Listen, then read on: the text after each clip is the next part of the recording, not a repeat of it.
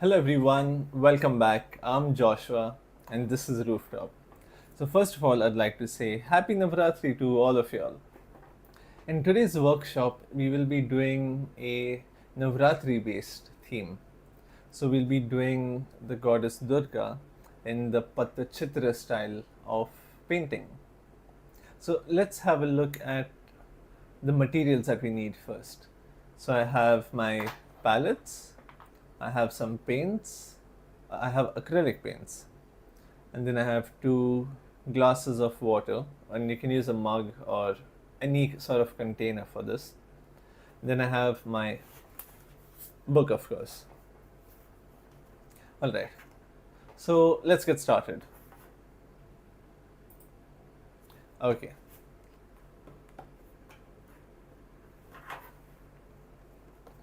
one second, and let's go. All right. So as you can see, the reference, it's either to my left or right, I'm not quite sure. But if you look at the reference, we can see that it has a brownish background, right? So before we do that, we will start off with the painting, with the drawing side. Now, if you look at the drawing, we can have it start from say around here, like let the tip of the crown be over here. So what I can do is I can draw a circle there, and then I can start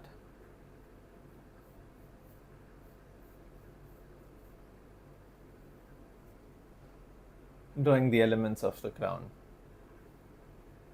Okay. Now what we can do is we can roughly mark out where we want the crown to be. Maybe something like that.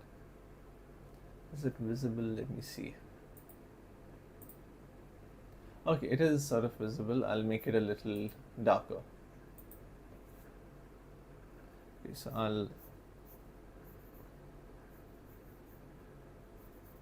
darken this. Okay, that seems better. Okay, and now what we can do is we can start placing very rough shapes for the head, the arms, the body, and so on. And after that, we can start getting into the detailed aspect of it.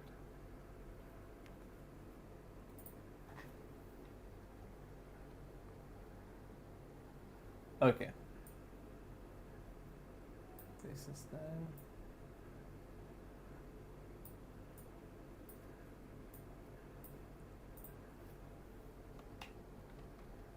All right. So now we can very roughly. So the face starts from the side of the crown, and it will come somewhere around here like this. Something like that. And then we can have the crown, sorry, the neck, not the crown. So that once now it's stuck. Alright, we can have the neck come just a little below the chin.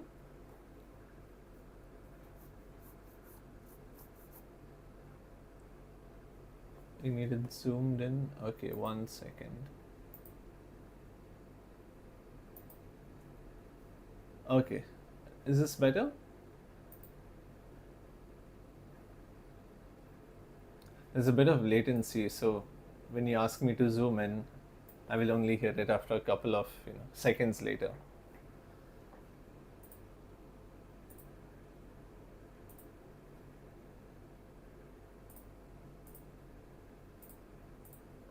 Okay. Assuming this looks better. All right, great. So now I will draw the outline of the shoulders. So if you want to understand how far the shoulders should come, if you look at the image, the crown, the tip of the crown, we'll imagine a straight line down like this. We'll just imagine a straight line down, and then we can see how much further out does the shoulder go if we draw this imaginary straight line.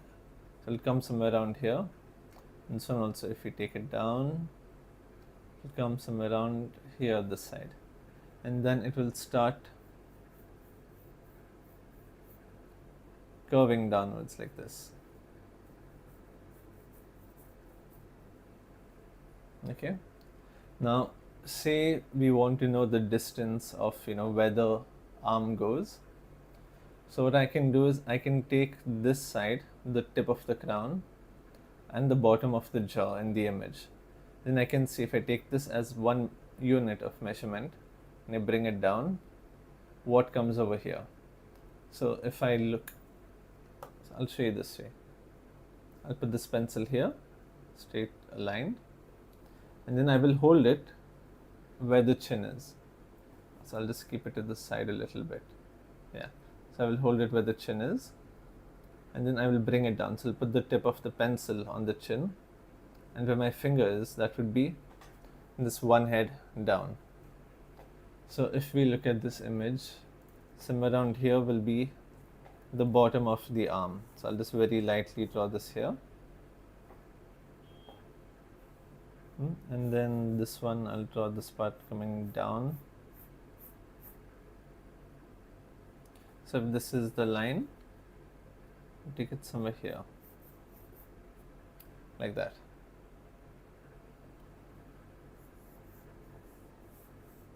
And then since this is the elbow, right over here is where the line for the forearm is. So I think it will come slightly higher like that. Whenever we fold our arm, I'll show this, when we fold our arm, you can see this line here. So our skin or our muscles fold like that, and then we get this outline.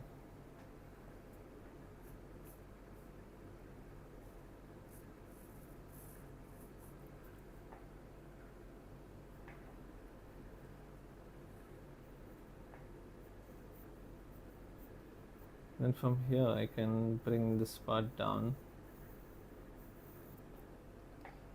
just like that. Now towards the center of the head, if we take this crown and bring it straight down like this, we will have the hands over here. So the finger comes towards the center. So this side, I will draw the finger like this. This I'll just mark it out, and then I can keep going back and forth to finish the drawing. Over here I can have the thumb like that. Now if you look at the fingers right of this hand, we can see that the outline is very straight, like this. One second. So for example, if I want to draw a normal hand, or if I were to draw the same hand normally, if this is the finger, then the other fingers would have like a bump to it where it comes out and then goes down.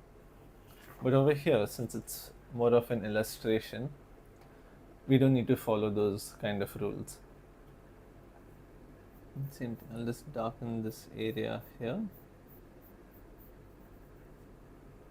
like that. Now from this bump over here of the forearm, we have the upper arm extending out about that much. Okay, now we can do this hand also. The fingers of the other hand comes right below this. So you see, I'm using a guideline, but I'm not using a guideline as well. So without having to draw the grids, I'm using my own drawing and the reference as a guide. So if you look at the reference, this finger will come right below the thumb over here, and then I can draw it like this. This one also, I'll draw this one finger here.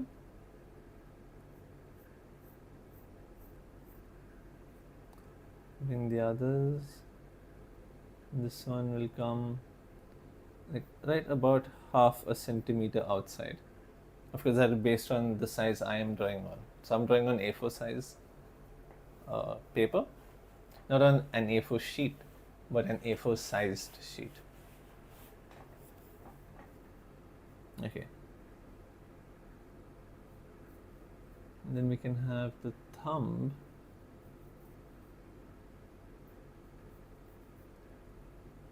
stick out like this over here. Let's see, from here to here.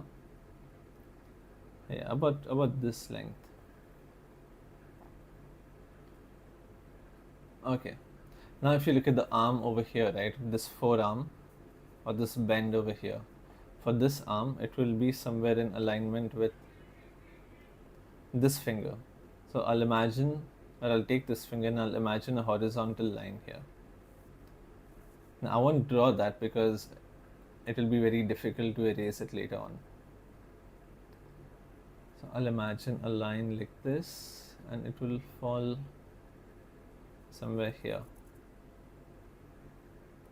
And then I can add this part and connect it to this. So now it needs to be a curve, right? So I'll start curving it at the top first and then bring it out like that. Same thing with this part, it will come just about half a centimeter below this. And the elbow will be in line with this, so right about there. And then I can connect this. So now these are, you could say, like techniques that I came up with by myself for when I was learning drawing. Of course, there are plenty of ways that you can grid this out, or you can draw this. But this is what I felt the most comfortable with.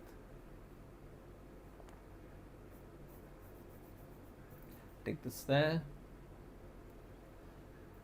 Okay, now let's see what we can do next. Here, we can do the sari, or assume it's a sari.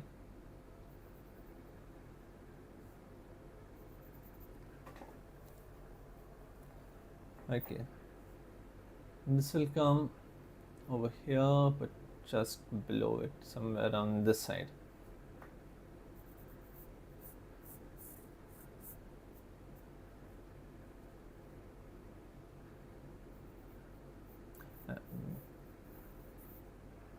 I hope that's a sari.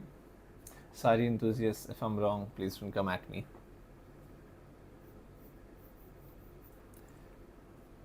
Okay, we have that done.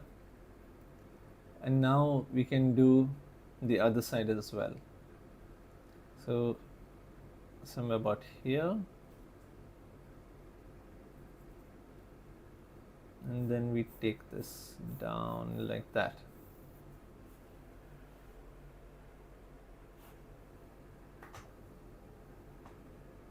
Okay. Now comes the slightly complicated part. So before we get to the bottom part, I'll just finish the top area. So from the crown, at the side we have a little bulge over here for the hair. Over here we have the crown, and same thing this side here.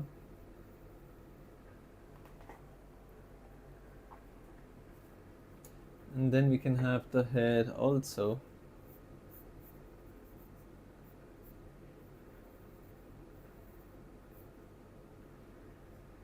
Like that.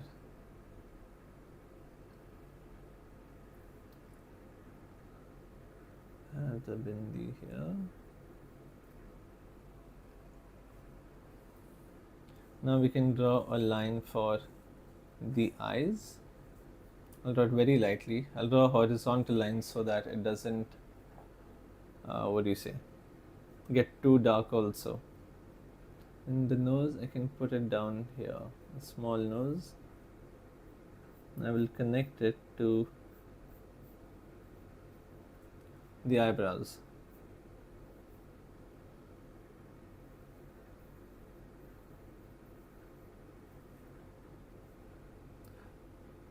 this style of painting has a very, a very linear, very satisfying look to it. It's very simple and intricate at the same time. And I'll draw the eye like this.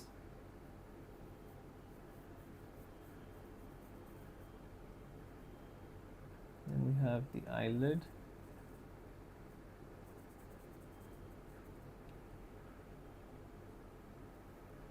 Same thing here.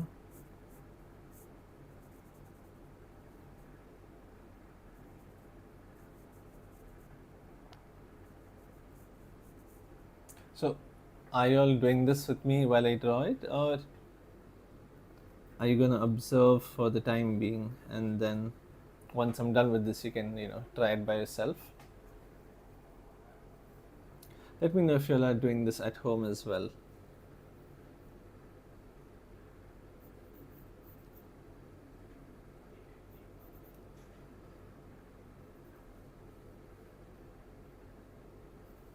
Over here also. So the ears always are, the top of the ears are near the eyebrows. This thing is coming right about to the nose and then sticking out like that. Like this. And then this here. And here we have the decor on the earrings. Now for the mouth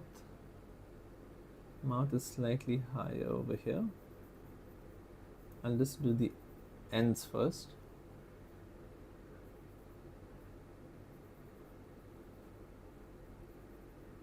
And remember, the middle of the lips will be in alignment with the middle of the face.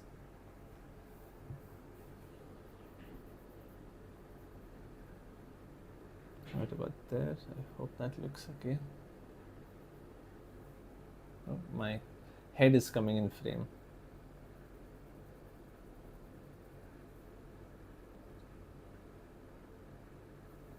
Is that okay? It's slanting. I think the eyes are a little crooked. So over here I have what's called a kneaded eraser. And this I can shape it however I want it to be. Now since it's a small area, I'm going to shape it like that. And then erase it.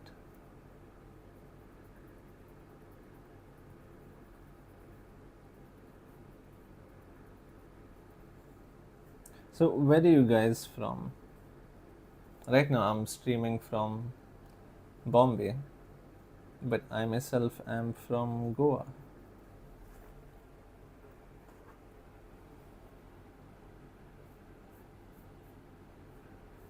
I think that should be a little better.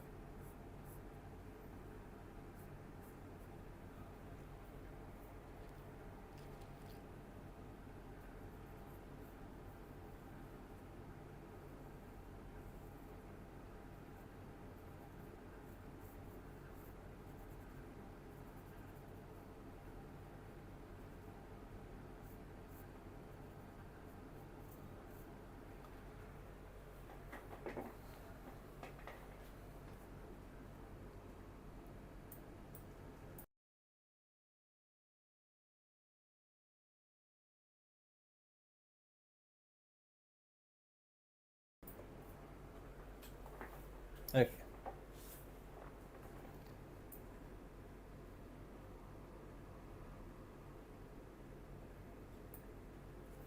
Okay, next what we can do is, now that we're done with the face, we can start doing the leg area.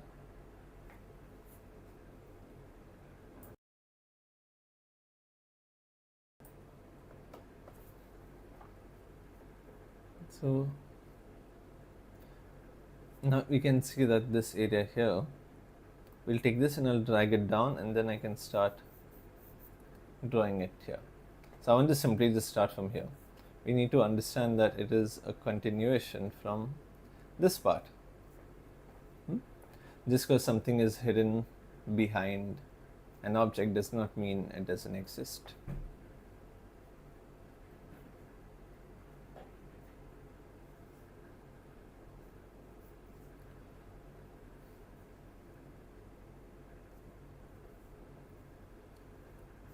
I can take this part and I will take it around here. So how I got this measurement is, if I take this arm here and imagine a straight line, it will come just below it, like right about there. Now you don't need to follow the same, method, but you can always give it a try.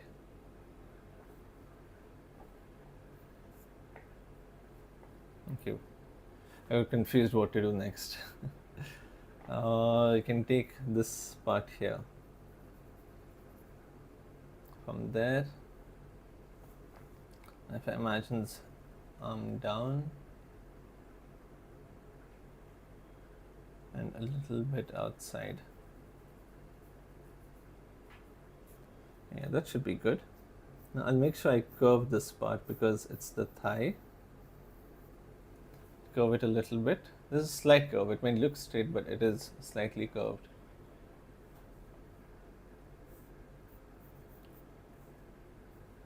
Then from here I will take the calf.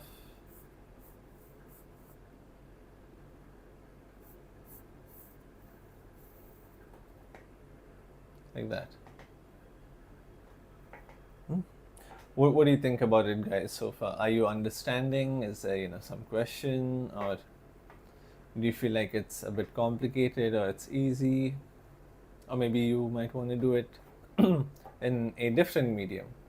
So do you have any questions regarding what type of mediums we can use? You can let me know. And if at all there is something you want me to answer, then I'll try my best.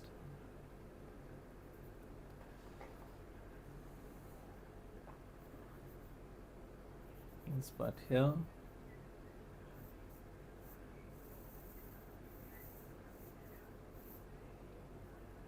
Like that. Now before I do that, I'll just do this spear that is in the middle. I will just rotate this sideways. Now this will be the top. Okay. This will be the top part of the spear. And then from here,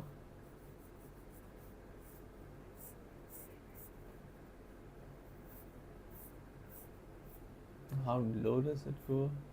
It crosses the leg. I hope this is straight enough.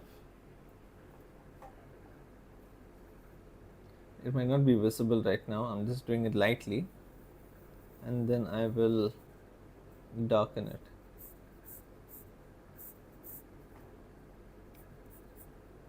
Same thing here.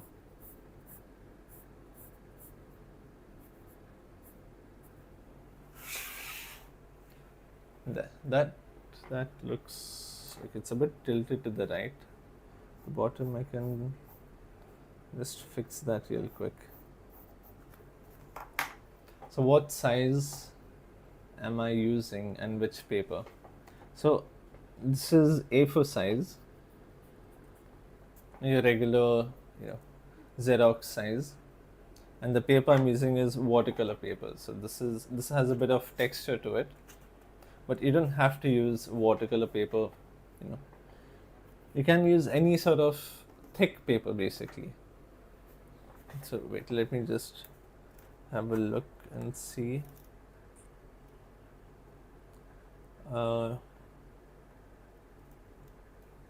Okay, hold on. So if you look at this over here, you can see it says 300 GSM right over there. So this is the thickness of the paper. So whenever you want to paint or whenever you want to use anything water related on paper, always go for maybe 250 to 300 GSM. And then you can have, there's cold compressed, there's texture, there's handmade paper. There's a variety of papers basically. So what I prefer using is 300 GSM because this will absorb a lot of water and not let the paper wrinkle up.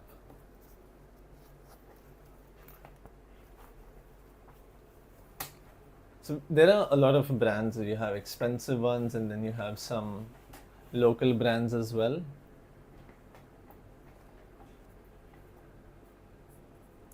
So you can have a look and see which one you feel comfortable with or which size. You get some sketchbooks also, like this one is, the flipping type. I'm not sure what you call this, but you can basically flip it to the back. And some you get in a very book style also. So you can choose what you want.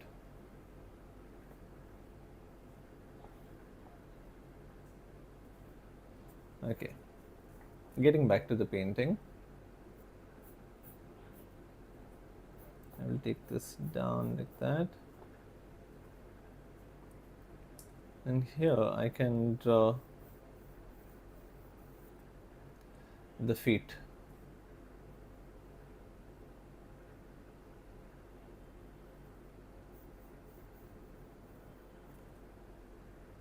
Spiral binding, yes, spiral binding. That's what it's called. Thank you.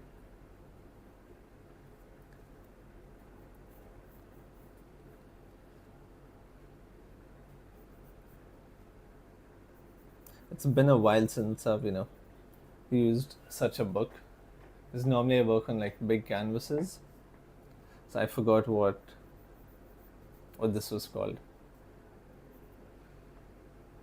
I think I'm getting out of touch with reality. Okay.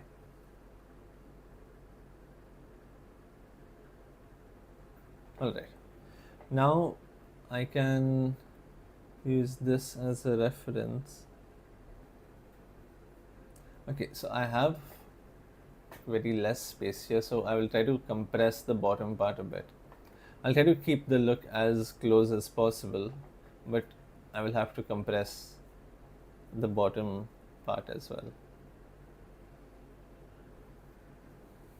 So I know this is Durga Devi, but can anyone tell me who is it at the bottom? See, when it comes to drawing or painting, I have a lot of knowledge. When it comes to all of this kind of stuff, you could say lacking a little bit.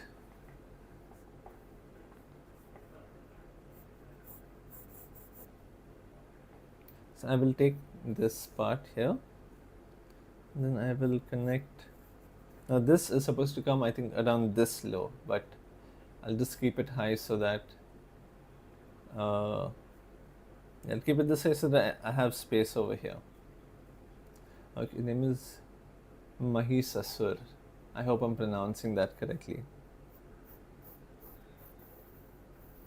Okay, that's interesting.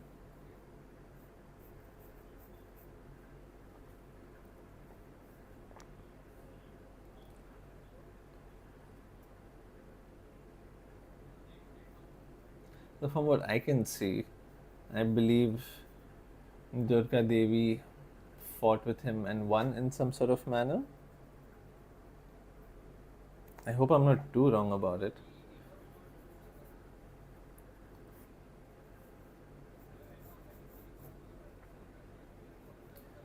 Okay, over here we can have the hand.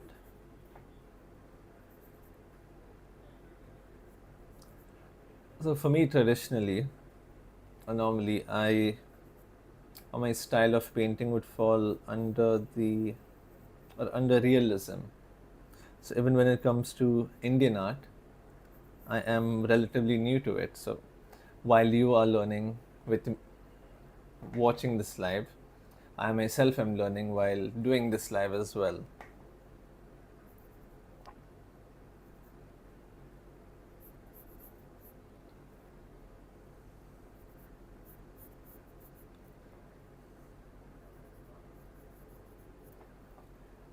You can have the foot there. It's a little small, but we can manage.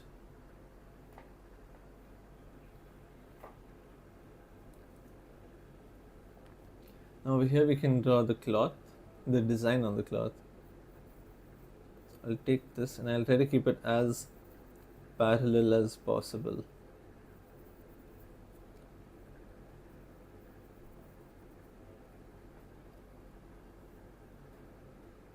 Here we have, so this part we don't need to keep it accurate to how many of this is there. As per the reference, we can compromise a little bit up and down.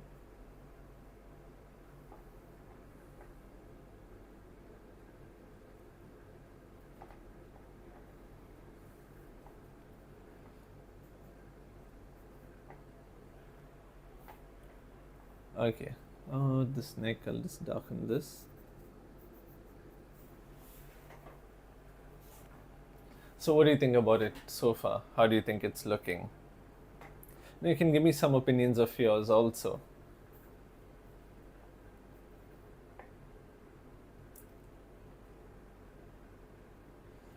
Okay, okay, I'll do this part as well. Right there.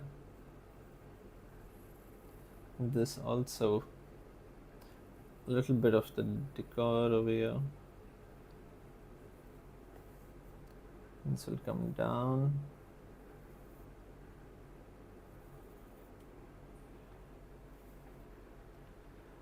Oh, okay. So what I can do is I can just connect it from here like this.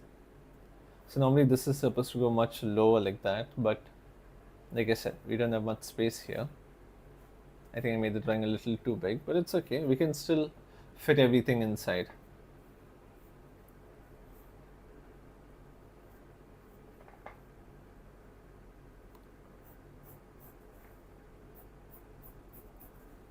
And draw the spear here and connect this to this side.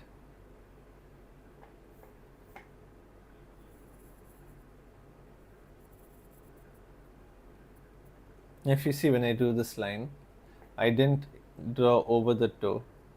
I'll go straight like this with a little bit of pressure, let loose, continue my line, again with a bit more pressure and then let loose. That way it will look like one smooth line.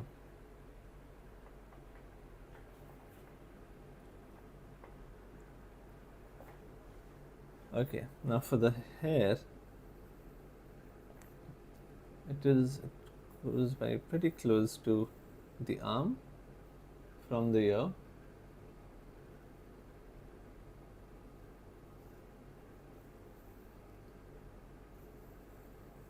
Something like that. Okay, you might not be able to see that line very well, but I just drew it very lightly. This now what I will do is I can then draw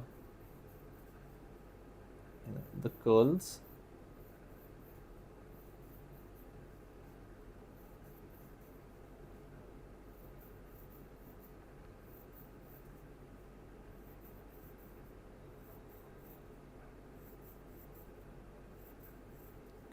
Like this as well.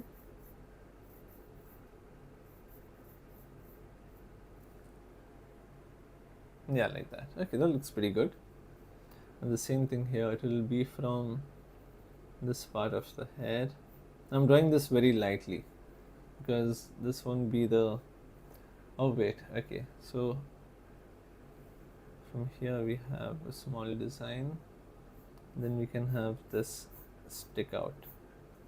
So we have the drapery as well, and it will connect down here.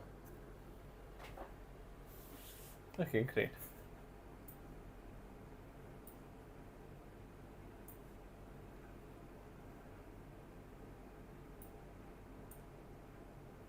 So Neha, are you going to try drawing this as well?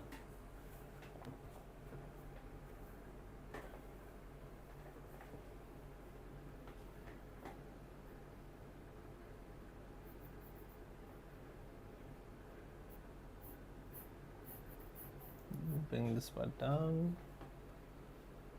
Oh, lovely. Okay. So what you can do is once you're done with the drawing, whenever it may be. You can take your time. You can try sending it to us through our DMs in Rooftop or on our Instagram, and I can have a look at it.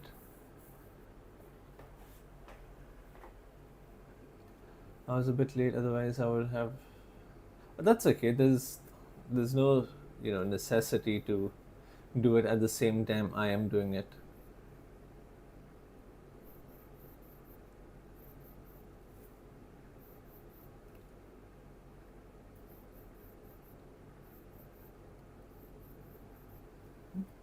You can do this in your own time, because this live is gonna be there on YouTube all throughout, so it's not going anywhere. So you can take your time whenever you're free. You can sit, have a coffee, have a drink, whichever you prefer, and draw. Wait, it's Navratri. My bad. Maybe not drink, but you can have a coffee, or I'm gonna continue drawing. I think I'm digging my own grave here.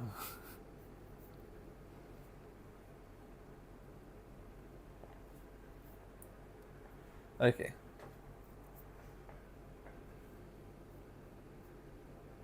So I can draw this arm here. Wait, so is it Navratri, where you'll fast, or am I confusing it with something else? Before I say anything else, I would like to, know before I make things worse for me.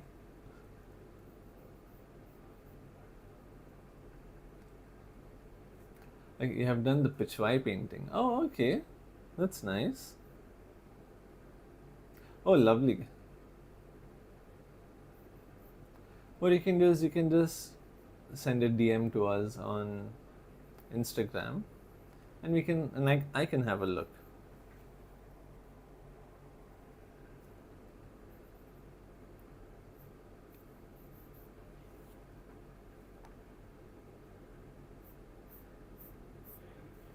And here we can have the finger. Okay, great. Now for the finger, we can just have a very basic rectangle with a slightly, smoothened corners at the top. Okay, what else over here? Slightly below this.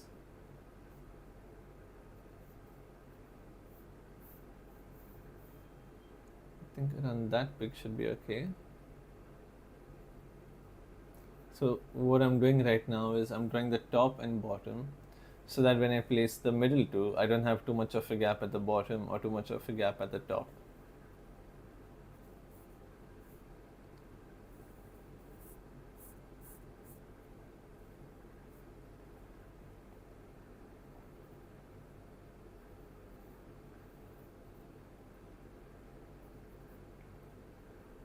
Like that, and then the curve.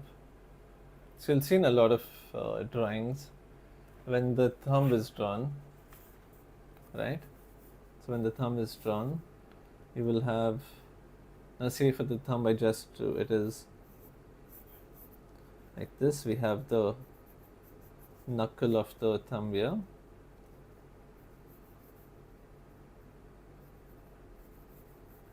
Then you have the thumb like that.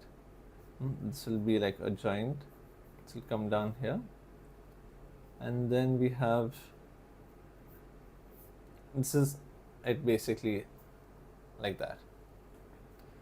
And then we'll have this part fold upwards, since this part of the hand has relatively more muscle to it. So when you fold it, this part is very prominent as compared to these wrinkles. This would be seen once you start to fold your fingers, and this one, you could say this line is the equivalent of this line for the fingers to the thumb.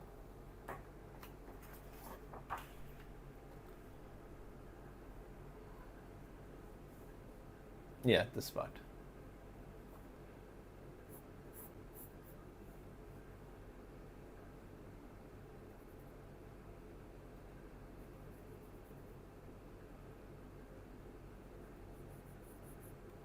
So why don't you guys tell me where y'all are from, maybe what you do, and if at all you want to say anything more, you can tell me about your interest in art or how you got into it, whether it may be a hobby, a professional thing, or maybe just a time pass.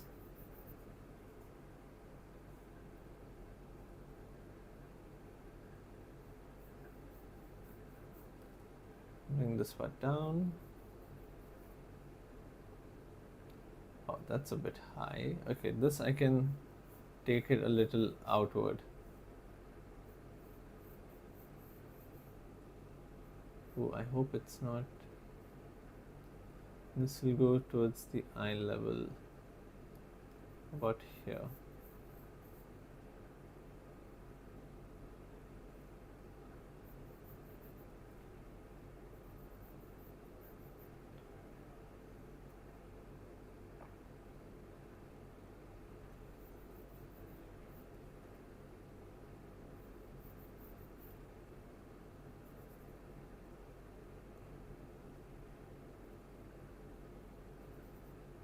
I think made this arm a little swollen. It doesn't need to be that big.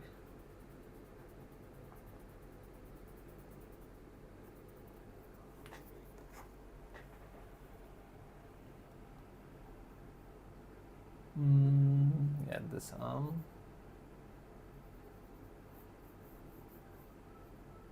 Like that.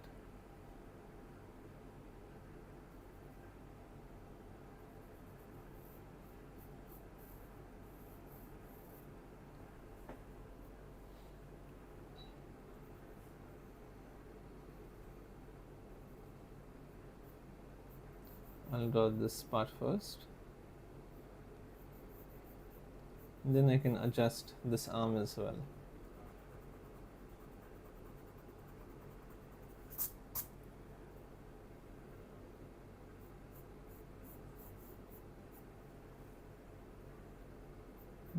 Like that.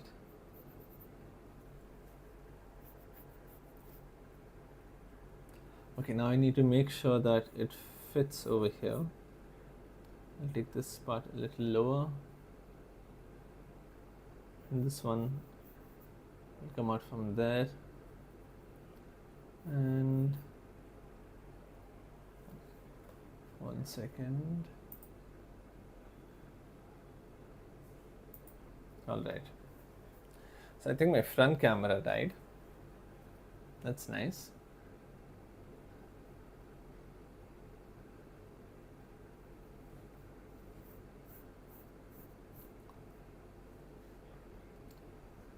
I'll take this here. And this one would come. I'll just very lightly draw this. I won't draw it too dark. I will draw this hand first.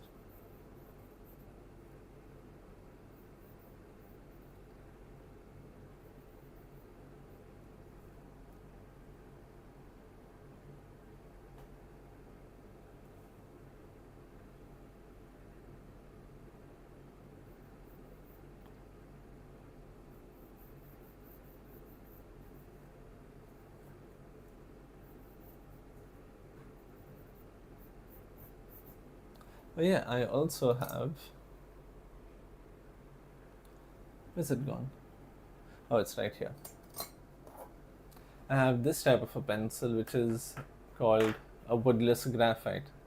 So it is entirely just graphite. I think here it doesn't have plastic, but it has some sort of, I think, liquid coating which it was dipped in.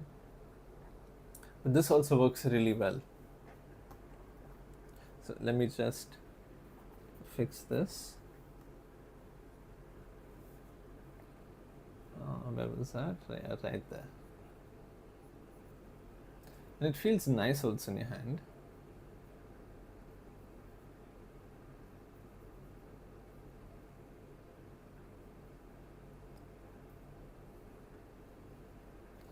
This, like this. And then over here I can just very roughly Draw the fingers here like that. Same thing here also.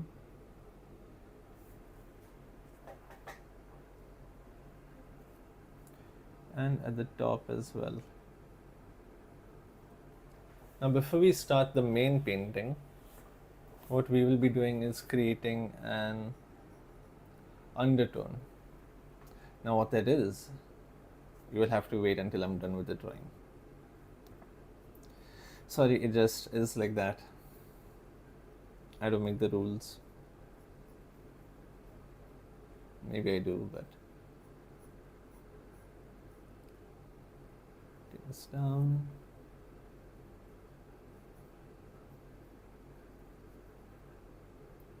Now, when you draw right with pencil, whether it is an outline or not, just make sure that this area doesn't get smudged because of your arm. Okay, I don't seem to have any graphite on my palm. What you can also do is you can just take a sheet of paper and keep it here, and then you can draw. So now when you need to move your hand, there's nothing getting smudged.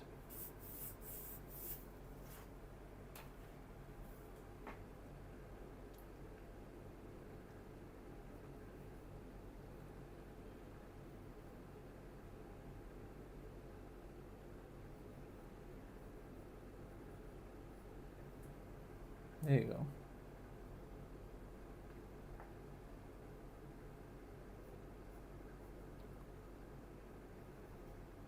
And this arm also.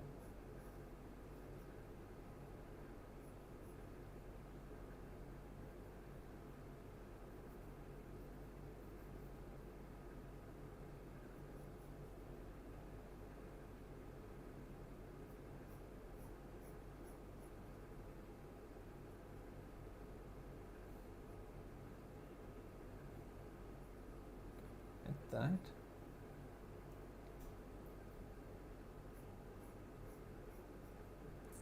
This pencil also gives quite a satisfying sound. Let me see if you can hear it. Let's put my mic close to it. Let's see.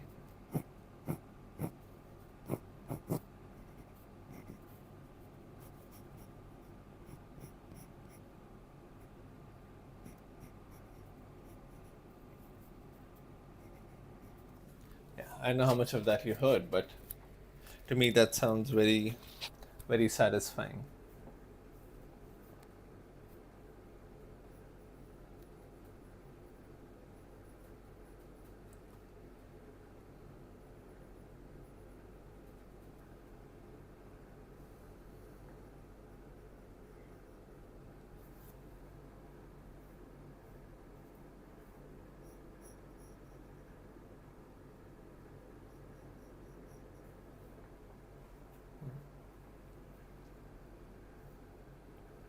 And this one over here.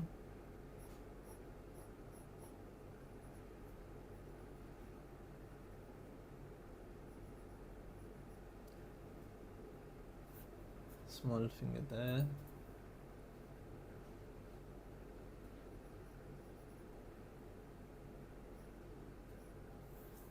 Like that.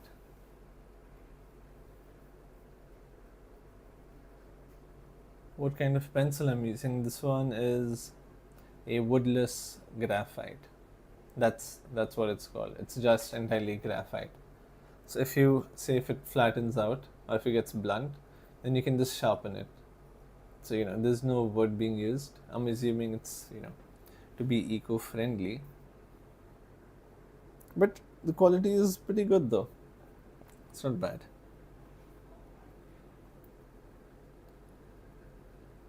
Okay, now we can draw this animal here, right below this. Let's see, I'll start from the ear. Are you also,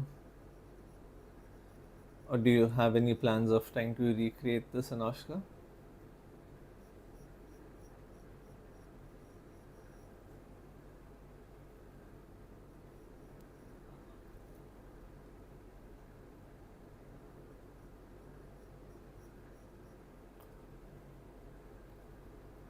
if you don't have the time right now to do it, you can always, you know, come back to the video. It won't be live anymore, but you can still come back to the video. And then you can, take your time and work with it.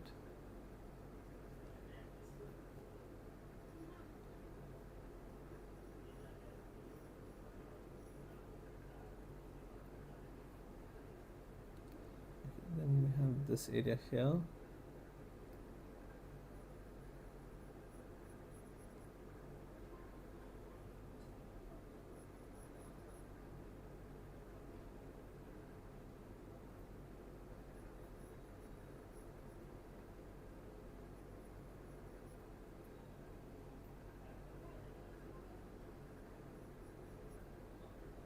Of the nose,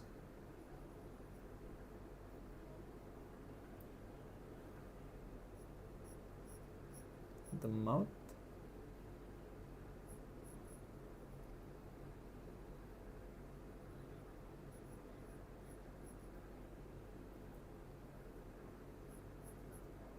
and this tongue would be near the knees or in the same height. So I will add this there. So now we're getting to the end of not the workshop, just the drawing.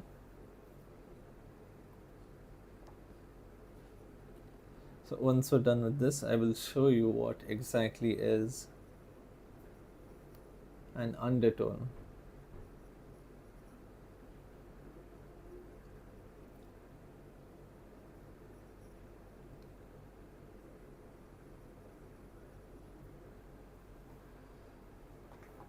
On the mustache.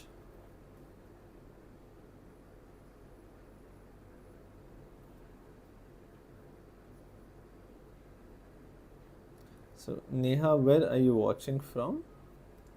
From Mumbai itself or from some other place in India or out of India?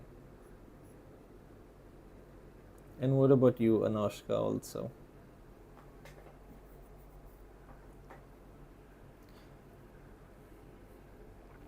I'm not gonna come to your houses. It is okay. I cannot do anything if I wanted to.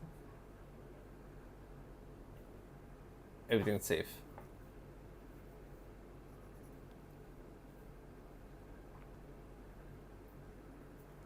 This would come around here.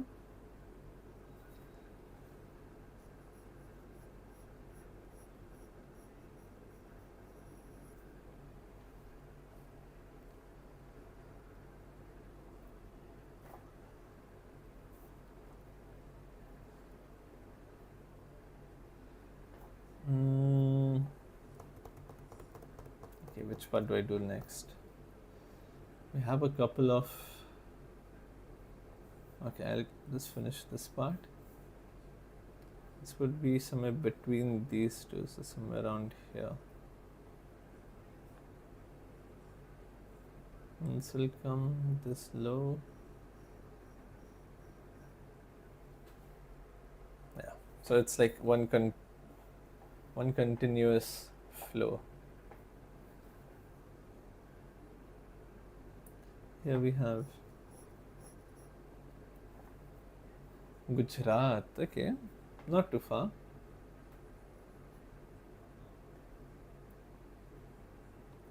Were you there for the Wadley art workshop yesterday?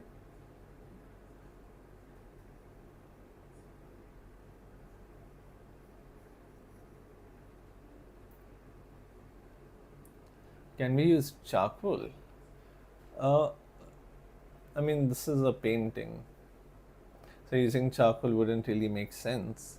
And even for this drawing, this graphite is pretty stiff.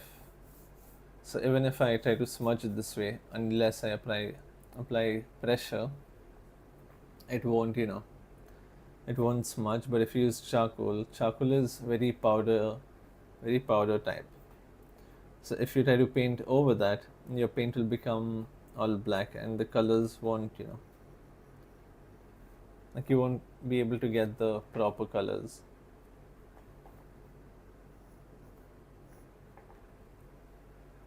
But if you're just doing it in charcoal and no paints, then yeah, sure, you can do so.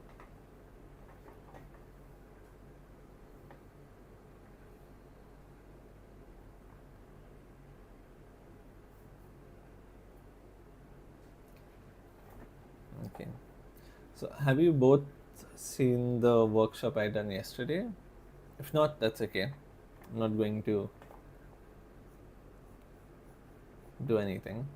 No? Okay.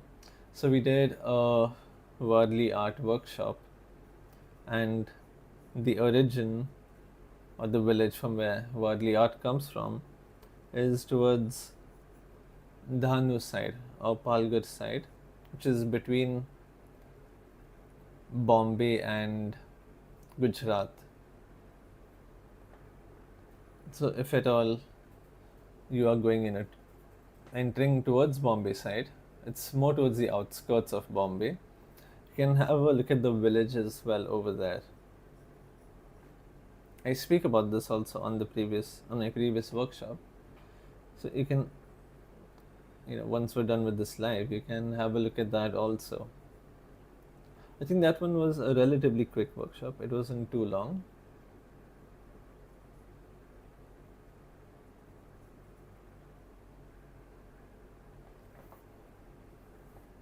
So the village where Wadley art originated from is not too far from Gujarat.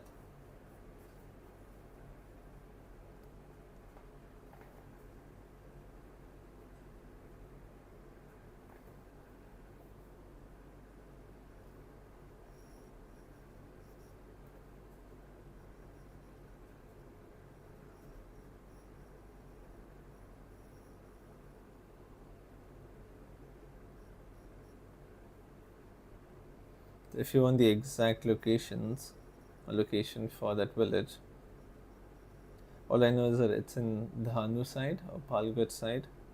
But I think you can find out the precise location on Google. I'm not really familiar with the districts and all of that stuff.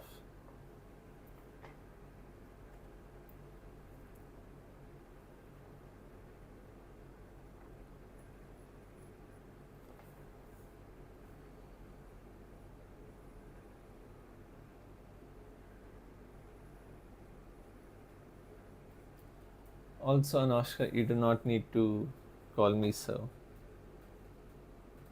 There was a time where I had students who would call me sir, but now I just prefer, them just calling me by my name. It makes it a lot more easier to communicate and, from both ends.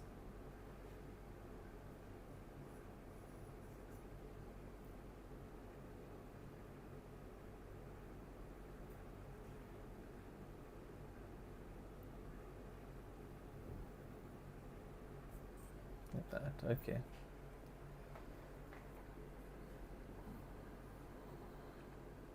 And from here, you can draw this arm like that. At this part, I need to squish it a bit.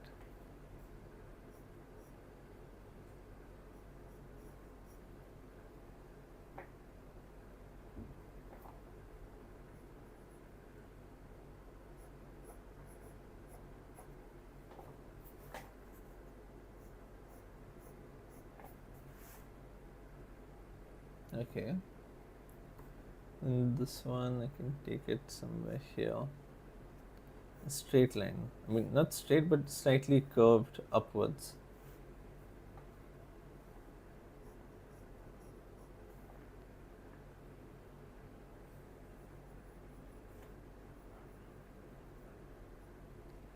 Now here, and this is where I fall under a predicament. I will have to squish this head a little bit.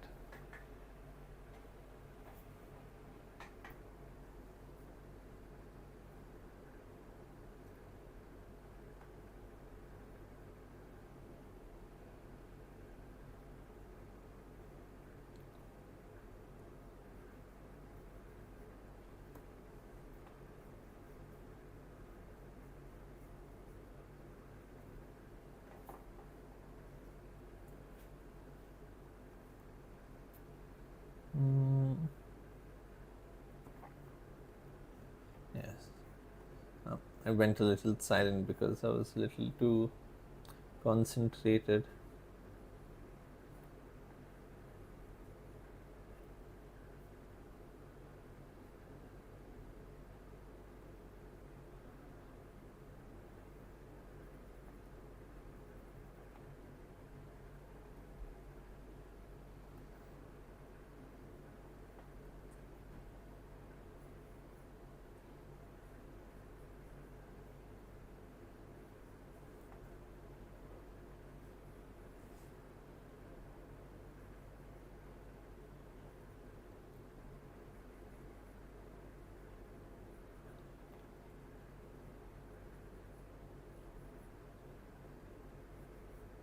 Okay, like that, and then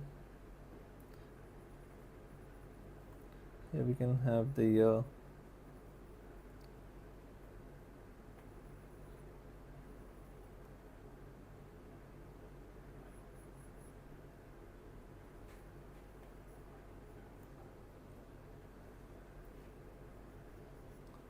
stick out a little bit. Okay, that's the drawing.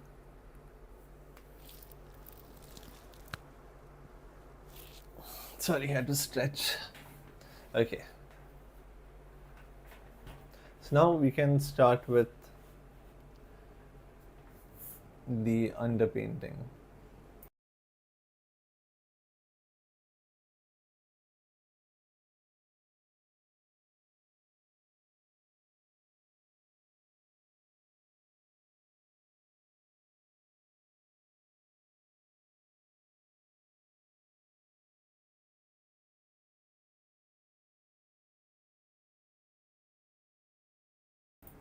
All right.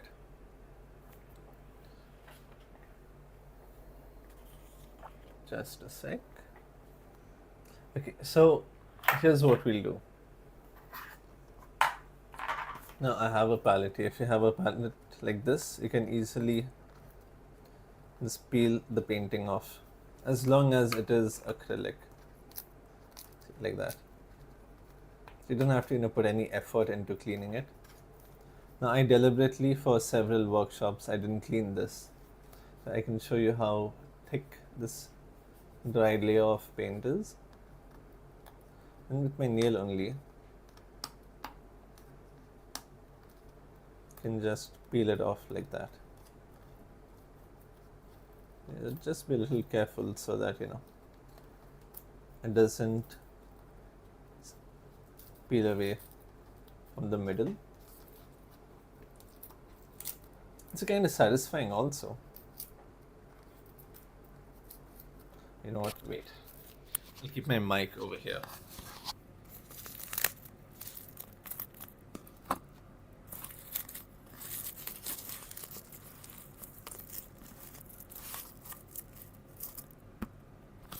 There you go. I hope that was ASMR enough, or close to it at least. Okay, but now if you look at this one here, this will not peel off because it is very thin. Yeah, but you can scrape it like that. Okay, now what I will do is I will take this one, and I will take a big flat brush also. Let me move this to the side.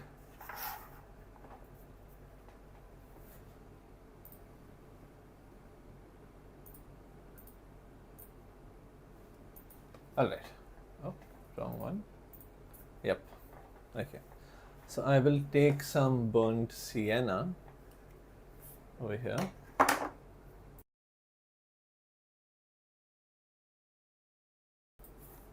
So that is the name here, burnt sienna. You can use a burnt umber. I mean, for this specific color, I don't think it would work that well. I'll take a little more.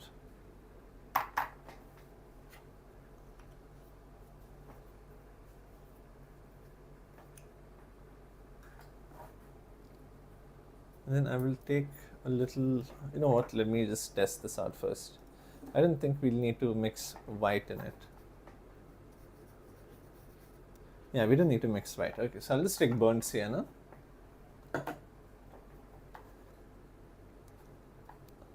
Now, I don't want it thick, I want it as watery as possible.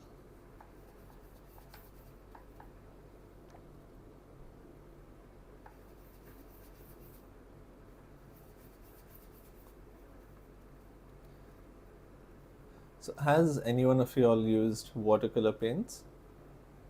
Sorry, not watercolor, oil paints. Does anyone have any experience in oil painting?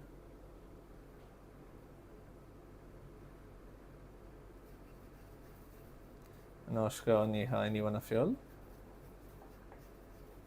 Or even the other viewers, if you'll have any experience in it, you can let me know. You can tell left to draw. Oh yeah, it is. Right.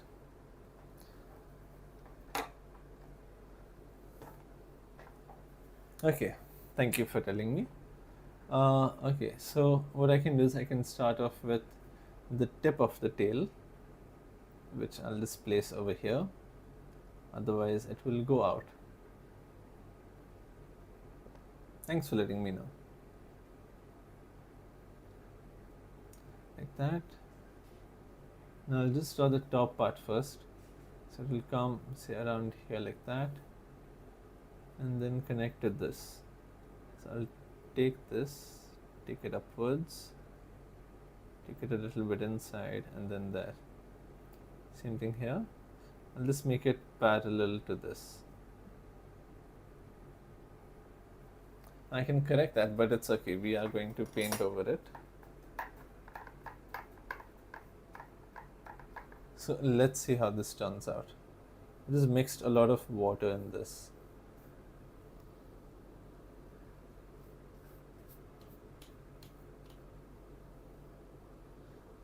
Okay, you had once. So now in oil paint, we don't mix water in it. We mix turpentine. Okay, wait. I think what I can also do is I can just put this water down. Let's put this water down first. Then I can take a little bit of paint and then start spreading it like this. But since it's acrylic, just make sure that you're a little quick with it.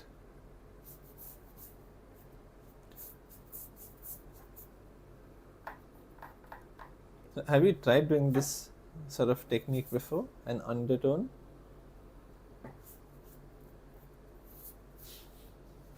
Like painting. So an undertone is basically you paint your entire paper or canvas one color. Can be brown, blue, whichever color it is. And then you start painting over that.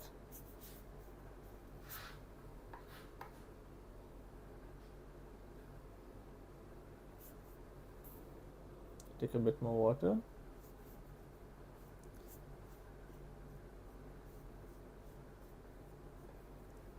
Now this technique you can use with poster colors, with gouache, with acrylic, with oil, but you can't do this technique with watercolors. Because with water, it depends also on what you're painting. Like if you have a lot of brown, then you can do it with watercolors. But otherwise, what will happen is the other colors that you try to add over it, you won't be able to get the proper color. Like now if I paint over this with acrylic, all of this brown will be hidden. But with watercolor, it will always be shown. Unless you take like very thick amounts.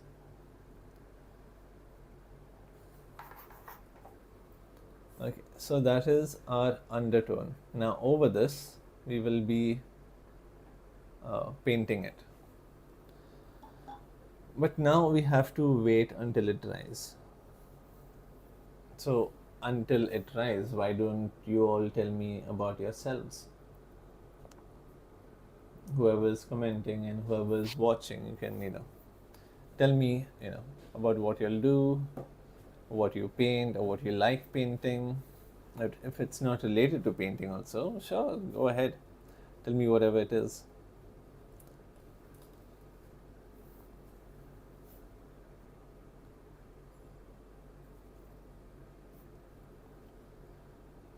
Now, until this gets dry, I won't be able to paint anything because of the water, it will start spreading. So, in cases like this, right, at home when you're doing such paintings, you can just take a hair dryer and blow dry it basically. Actually, wait, I mean, I wouldn't really compare it to this, but the tattoo on my hand also has, a couple of hands to it. But this style or this type of a tattoo, I wouldn't say it's inspired by, any religion specifically, but it is to show the movement of the hands. I would flip my hand into it, but I really can't. So if y'all have any tattoos or something that you want to talk about, you can always just bring up such a topic and just talk about it. Or if you have a tattoo, you can just tell me what type of tattoo do you have.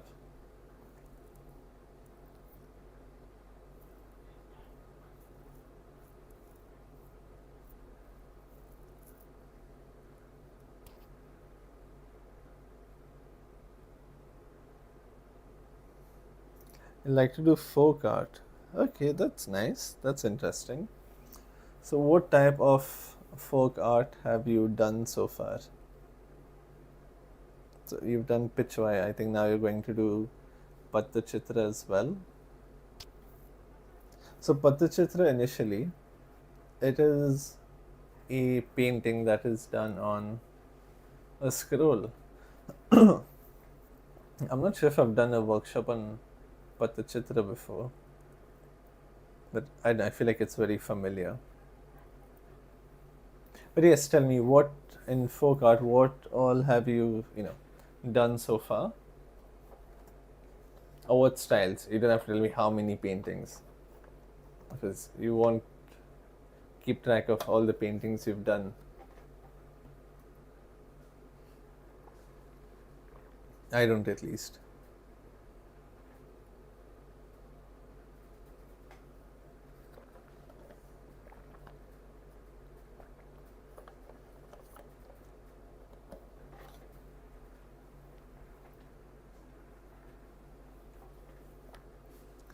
You can just let me know. There's, not on camera, so there's no need to be camera shy.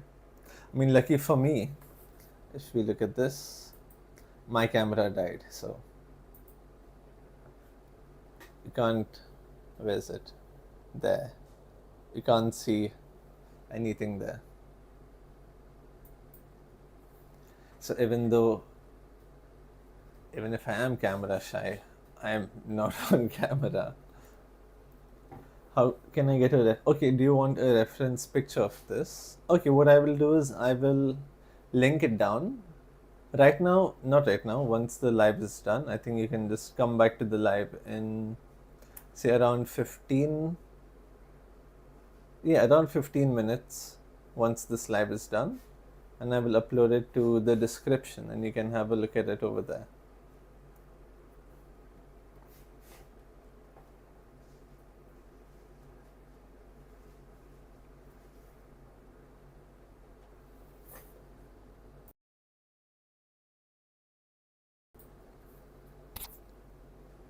Okay, I think this is starting to dry up a little bit. So what I will do is, since it is still, excuse me, since it is still slightly damp, I will just work on the much larger areas. I won't work on, like the decor on the hand, the crown, or any linear sort of shapes. I will just start working or filling in the inner part. Okay, you've done Madhubani, you've done Gondat also. Okay, that's nice. That's lovely.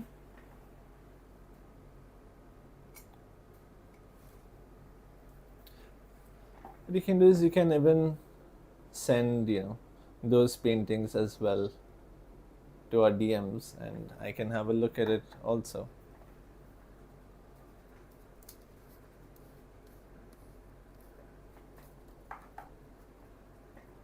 Of course, and if at all you do send it and I have not seen it, you can always let me know in the comments, the next time I'm live.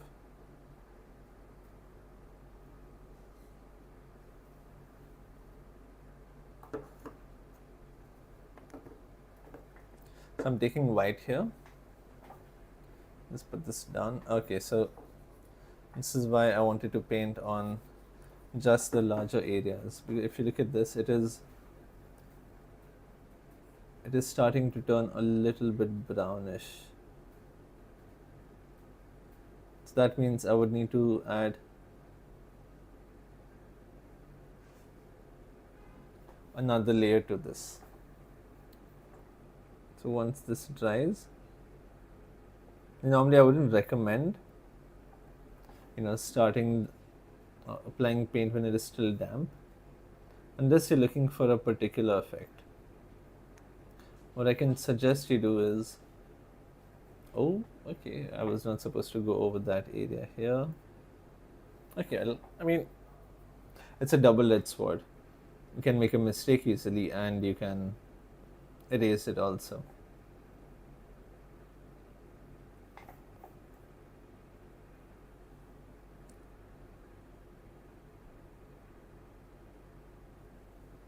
Like that. You take a little bit more paint. Sohrai Santal. Oh, okay. With rooftop only. Oh, that's lovely. That's nice. So I think those were the Zoom workshops, if I'm not wrong.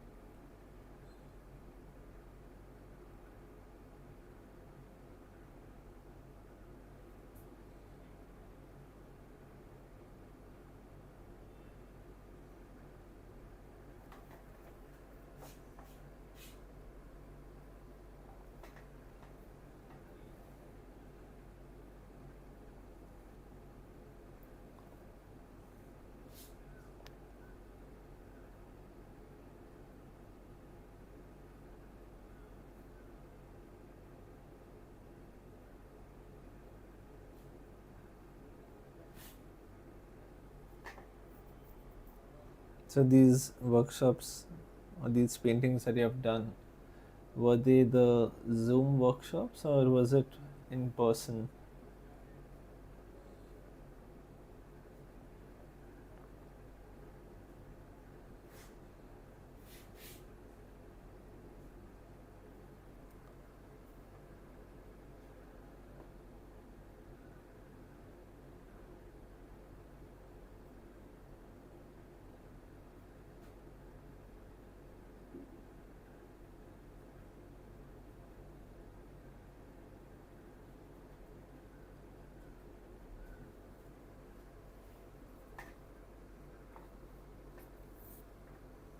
Just be careful of your hand when you keep it down. We don't want, the paint coming onto your hand. Otherwise, not only will your hand get dirty, but you'll have a patch here which will be a little difficult, not impossible, but difficult to, fix it.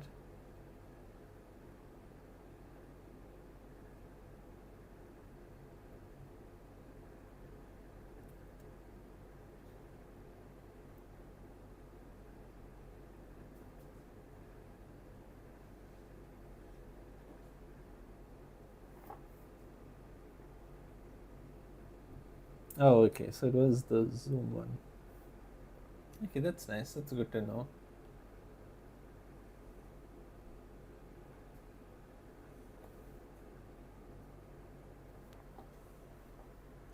So this is also wet.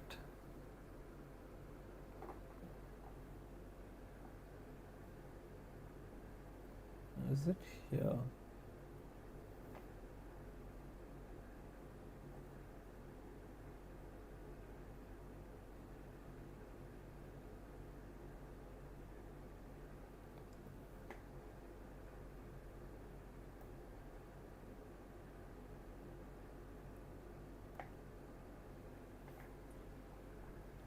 this, I will just very roughly put this down.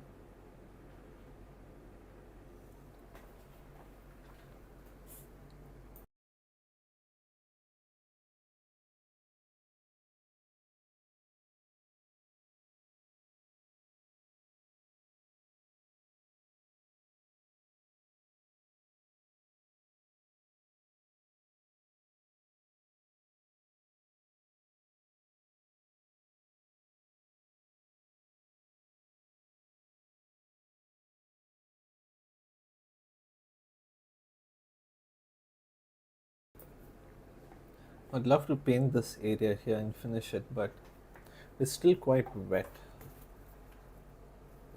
Wait, let me see if you can see the reflection. Yeah, right there.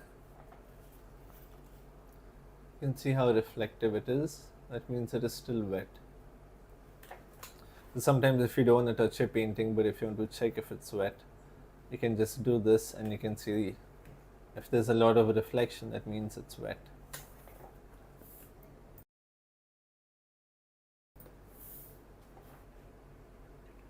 Okay. Where else do we have white here? So now I'll just try finishing wherever we have white.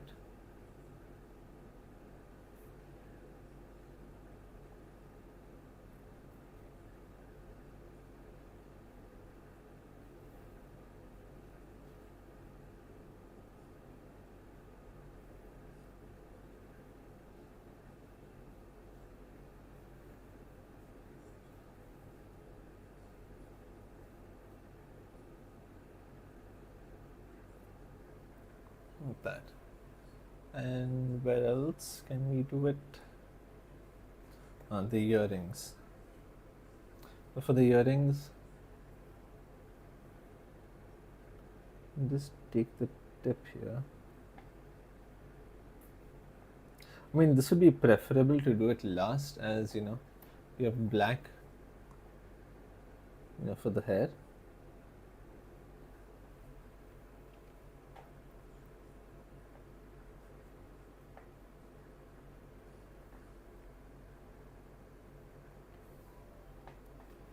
Okay, now this is taking a bit of time to dry. So what I'll do is I'll take a cloth, I will just press it down this way to absorb any sort of water that is there.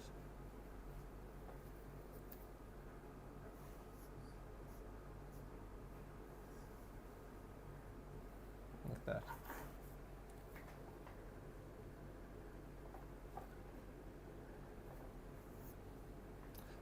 How is everything else dry but not this part?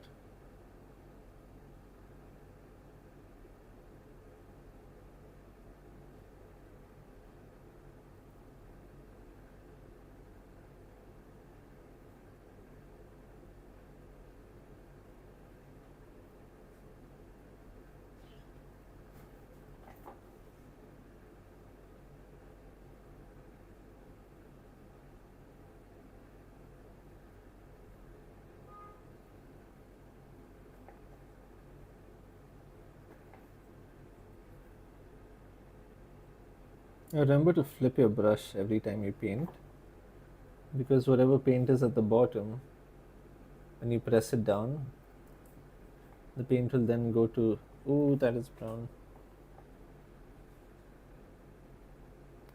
The paint will then go to the top side also. Okay, I'll just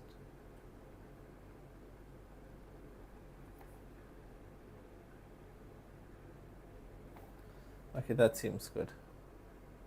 Yeah, that seems good enough. Okay.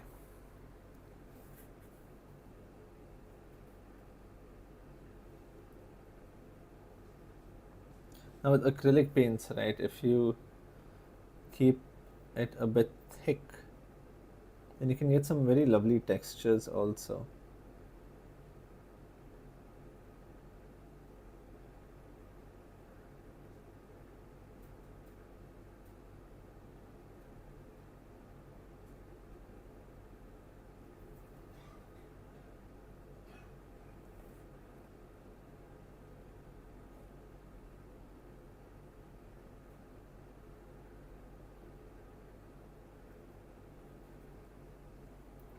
Nila from London. Love all your art very much. Would like to know proportion of figure drawing. Thank you. Oh, okay. Hello, Anila. I hope I'm pronouncing your name correctly.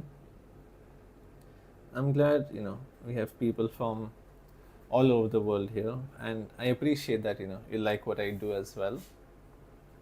So, for figure drawing, right, what we can do is I can have a workshop on figure drawing. I had a request recently as well for having a workshop on sketching or the basics of sketching. So I think what I can do is I can have one day just entirely for drawing. So it can be the basics of figure drawing, and then for sketching, and if there is anything extra that I can add to it, I will do so as well.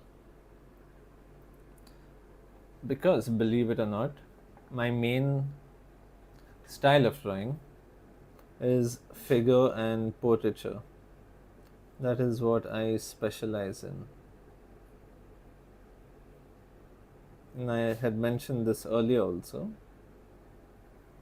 that I myself am, you could say new to Indian or folk art. So that way I think we both can, learn from these workshops.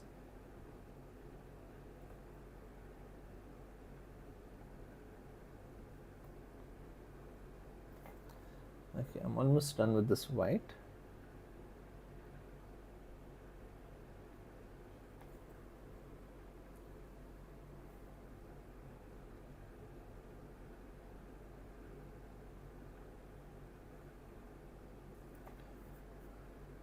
If you follow us on Instagram, you'll get to know when that workshop will be. As I'll need to sort of plan it out and decide when to keep it. I think right now we are having a Navratri based workshops. I think for the next 8 to 9 days, if I'm not wrong. But I think I can squeeze it in somewhere in between.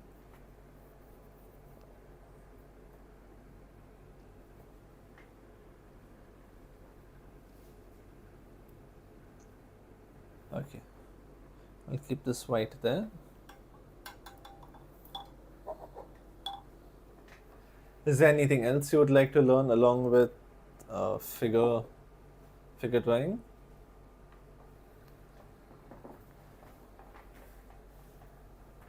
I had one on portraiture also recently. You can have a look at that.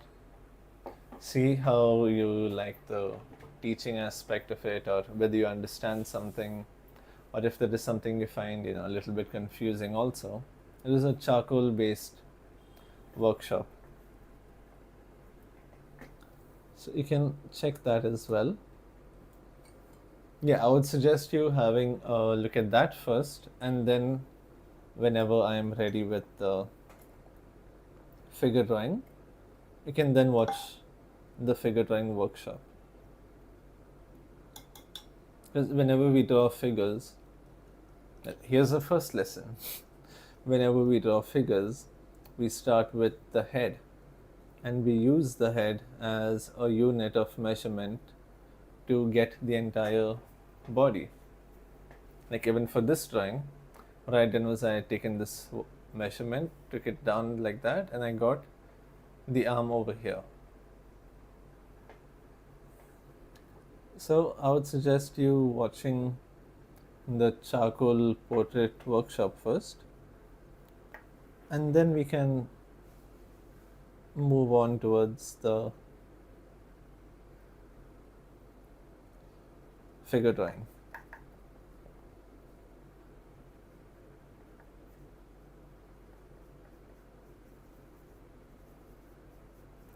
I'll just have this red color. Oh, sorry, I think it's blocked.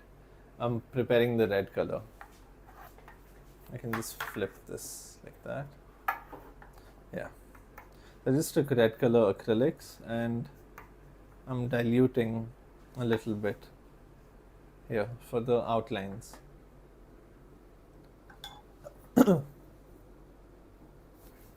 Okay, I'll take as much red as I can in this. Now I will start with areas that the white is not touching. So like say the arms over here.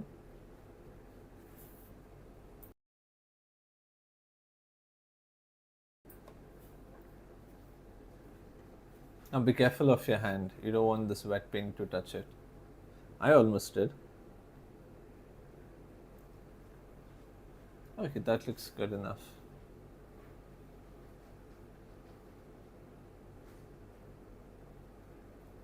My god, this brush is insane.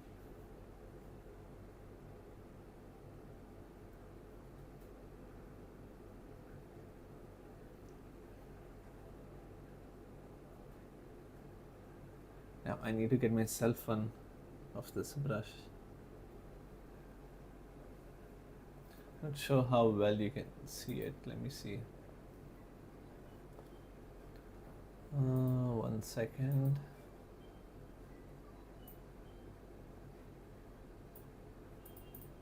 Oh, my bad.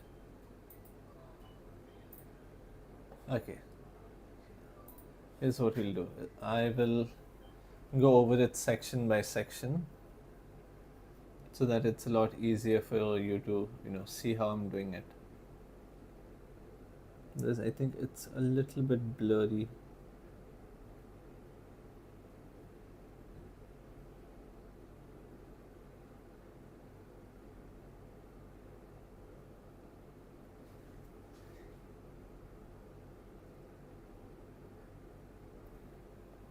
Like that.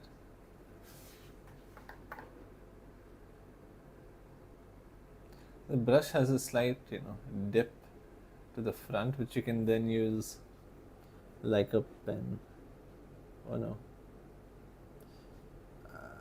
Just when I was drawing the lines really well. We need to make sure that, there isn't too much of too much of paint in your brush, or that might happen.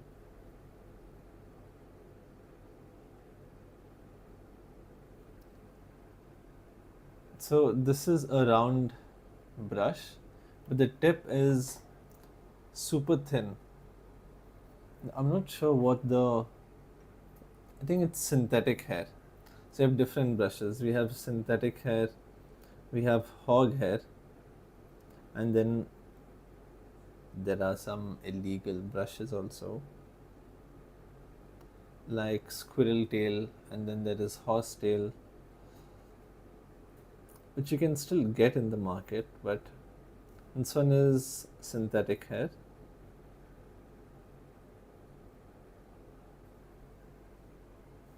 This synthetic hair round brush. And when you go to buy one, right, you can ask them for a very soft tip, not a very stiff one.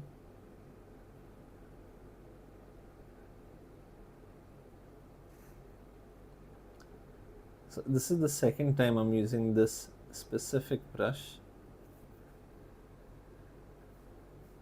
but the first time I did use it, there wasn't really any outline to do with it.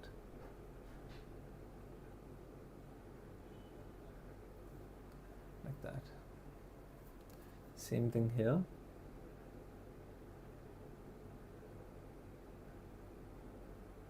Again, I'm not advertising this brush. I'm just telling you how I feel using it. If you look at this, there is no company also on it.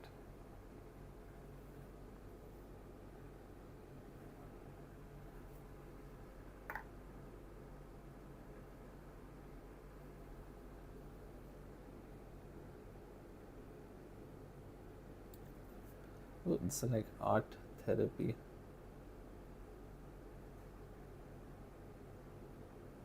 Oh, the line is so good. I don't know if you can tell how excited I am to do these outlines.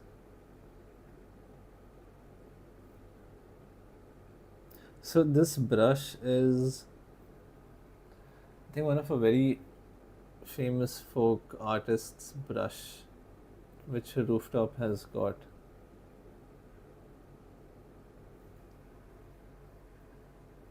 I'd done a workshop recently. I don't remember from which workshop, but this one is of that particular artist, of that style. I can see how he gets those intricate lines. I mean, there's a famous saying. Wow, I just forgot the famous saying. Wow. Something along the lines of a carpenter or a worker doesn't blame his tools, basically. I can't remember the lines. Just when I did, I forgot about it.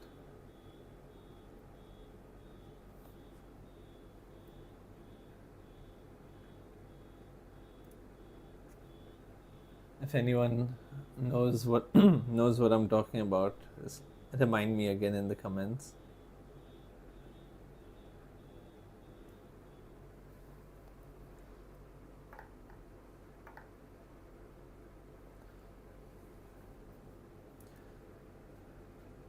It's basically I'll just use carpenter. A bad carpenter does not blame, a good carpenter, sorry, does not blame his tools, which makes sense once you have the skills. It doesn't matter what tools you use. But then there are some tools which are just insane, like this one.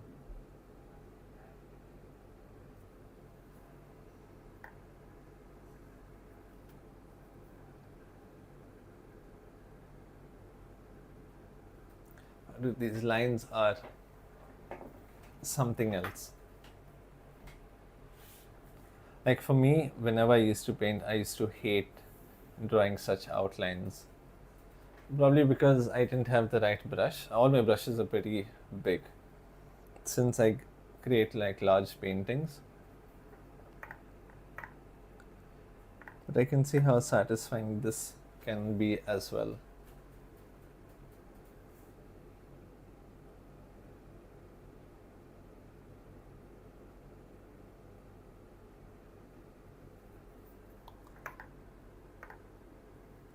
Now for this, I'll try to do it in one motion as much as I can. I think I can just take it from here.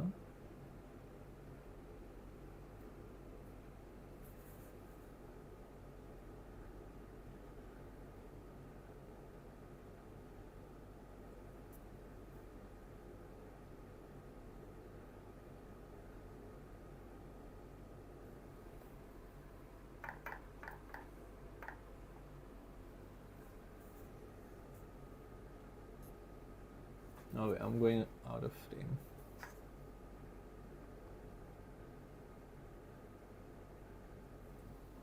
Over there.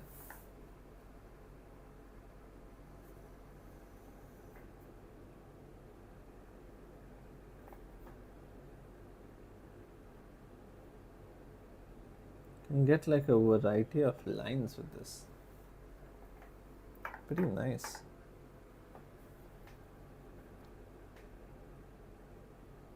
I think I'll stop talking too much about the brush.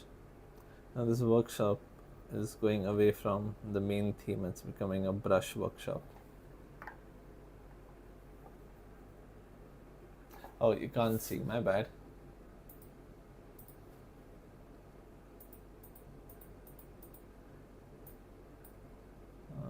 Let me see how much lower. Let's zoom out a little bit. Yeah, I think that should be fine.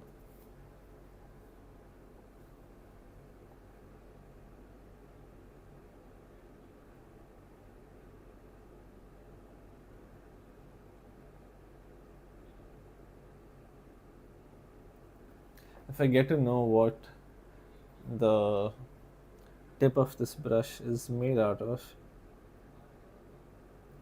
I can let you know in the comments later on or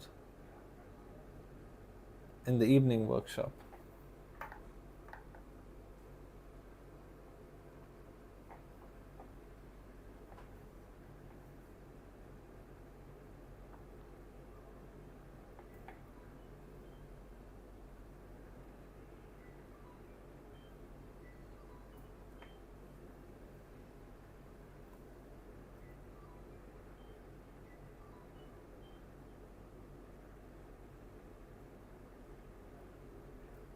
that.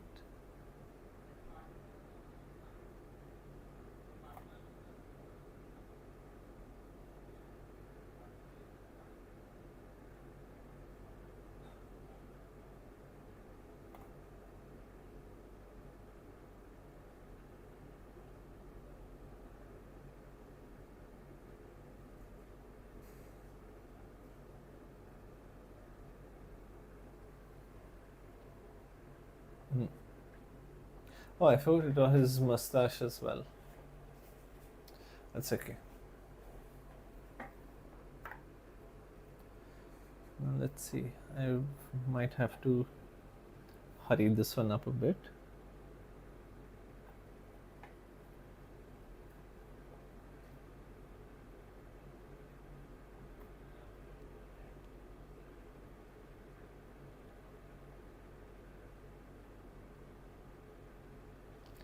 I just realized that it is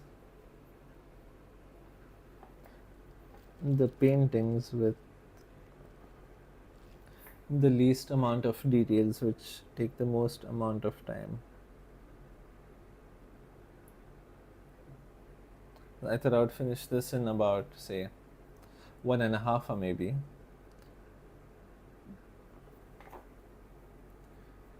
But I think we might go a little longer.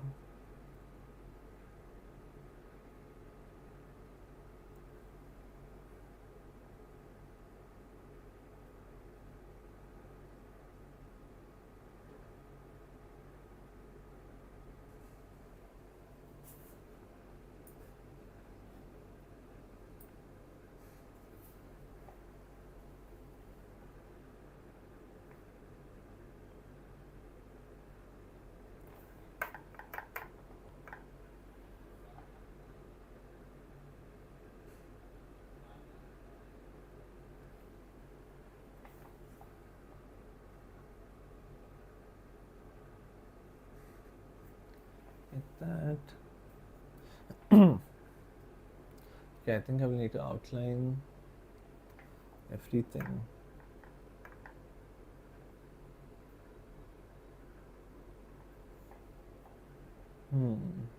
Okay.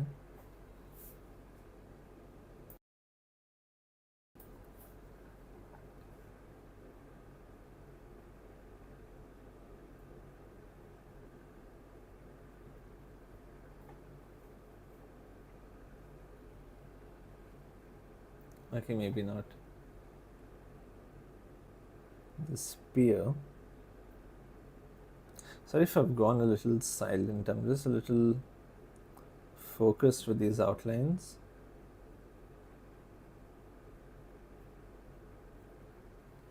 It'll be a bit difficult to correct it once I am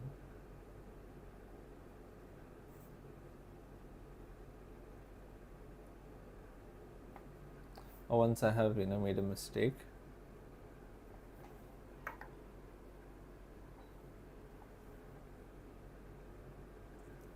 But in the meanwhile, if you have any questions, to those of you who have joined late, or even to the ones who are still here, you can let me know.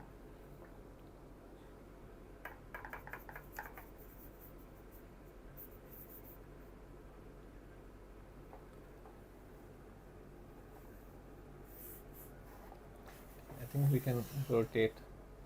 Oh, I could do that also. It's much bigger and much more clear to you.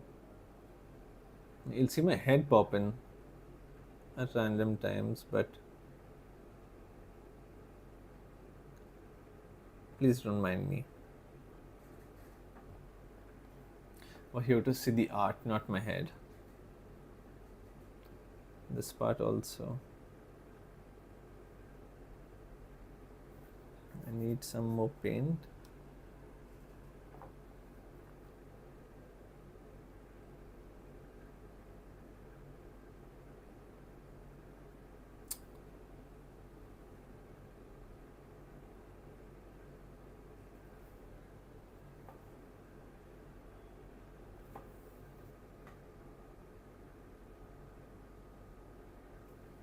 Like that.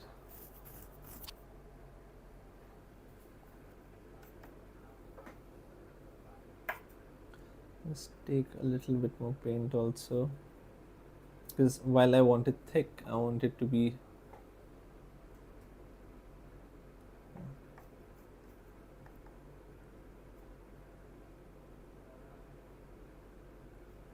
a little smooth also. Yes, I like oil paints. Oh, okay. I think you're a little behind on the workshop. Sorry, on the live. That's okay. When you do reach this part, Anila Shah, when you do reach this part of the workshop, I'm glad you do like it.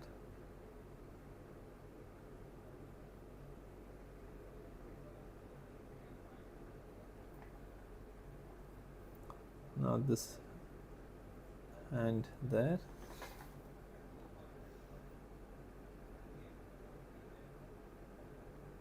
Now while drawing these lines, I've said this before also, and I will continue saying it in every workshop. And when you do draw these lines, hold your breath so that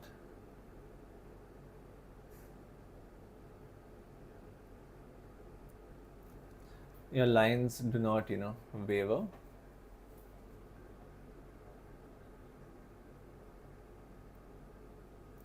Because when you breathe, your body, what do you say, has like these very minute movements which can, sometimes hinder your line.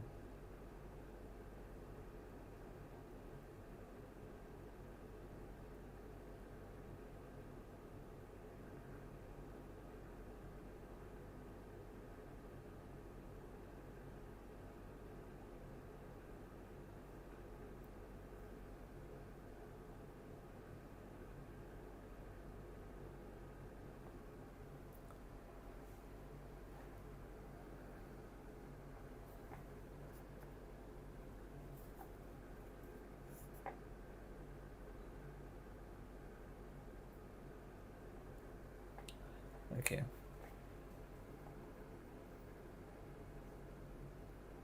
Okay, I don't think there's much left. Just make sure your paint is dry.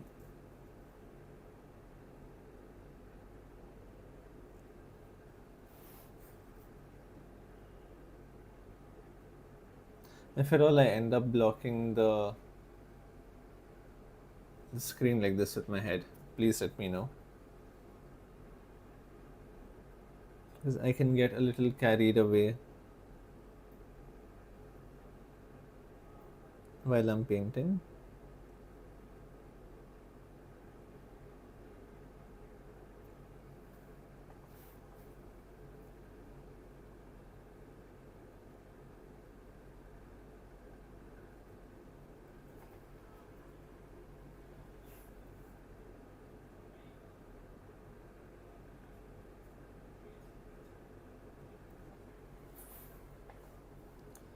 And then here, and before I draw this line, I will take enough paint in my brush, and I will see if I can move my hand properly over here, and then I will start.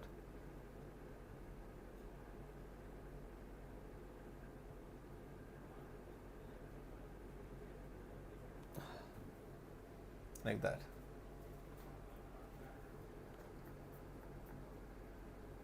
Now, if you try to do this on your first time, you might not get it, but as you keep practicing, you'll start getting a hang of it.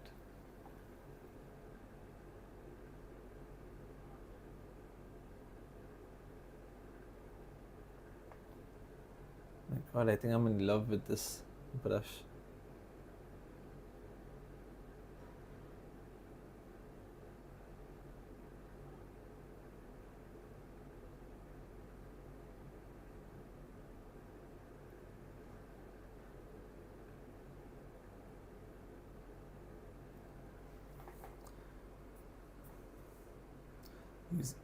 Using this brush is like a car or bike fanatic driving or riding his favorite bike that he can only dream of.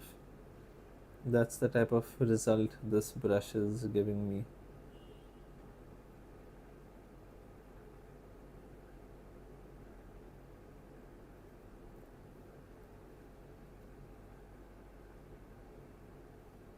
Oh, it's not in frame. My bad.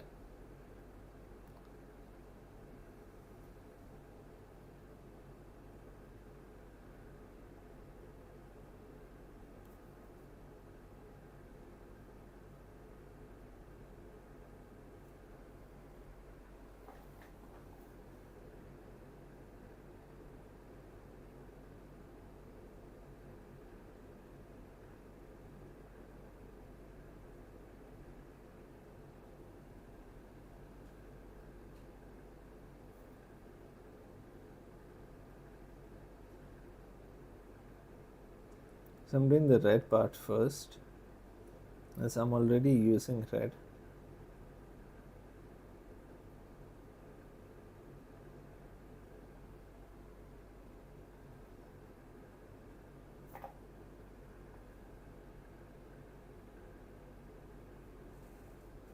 That there.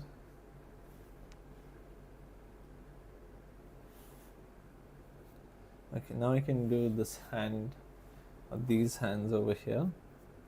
Just make sure this paint is dry before I put my hand down on it. This can't be synthetic hair. Yeah, I have a feeling too. It seems to be some sort of animal hair.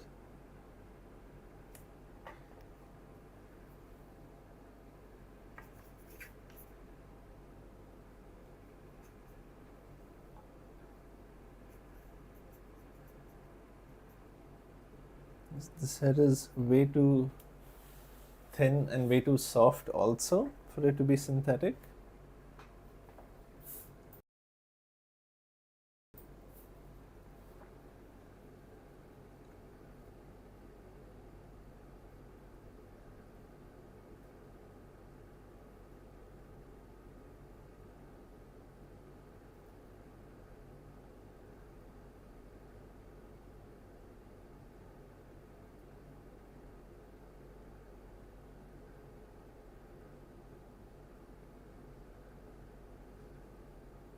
I think once I'm done using this brush, I can clean it and try to figure out what sort of hair this is.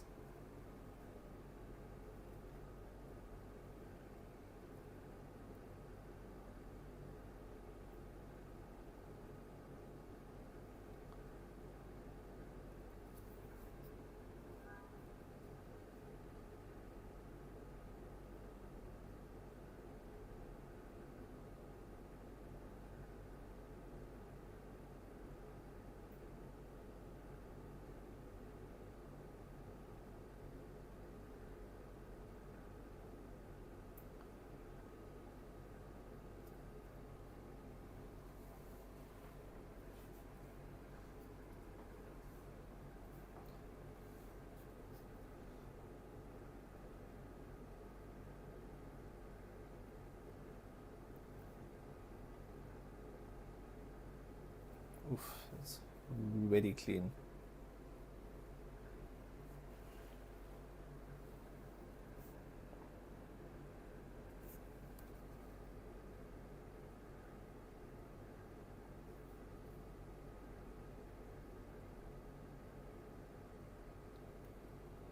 This is the same you told. Yeah, Pichwai artist. That's the one it was. That's the one it is. Right, it was that one. And so that exact brush.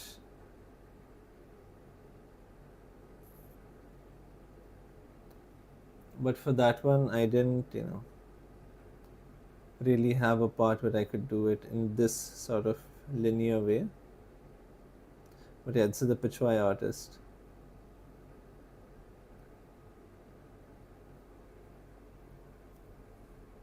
Did he go back to that video and come or something?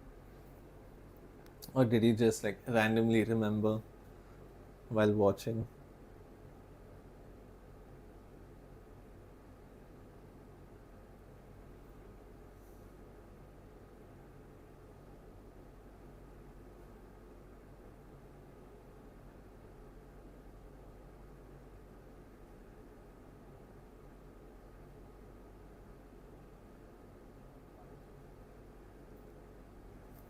This is, Raja Ram Mohan ji. Yes.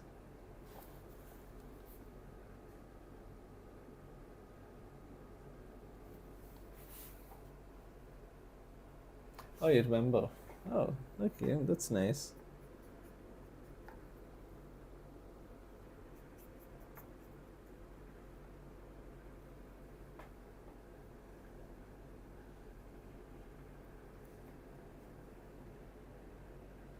Is this in screen? Okay.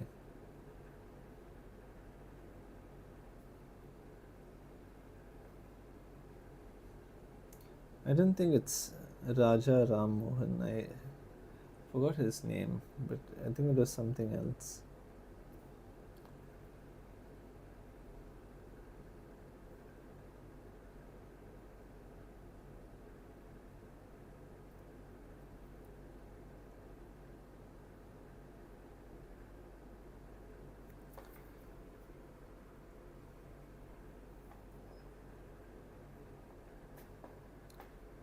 Oh, okay, there is still some wet paint here. Let's be a bit careful.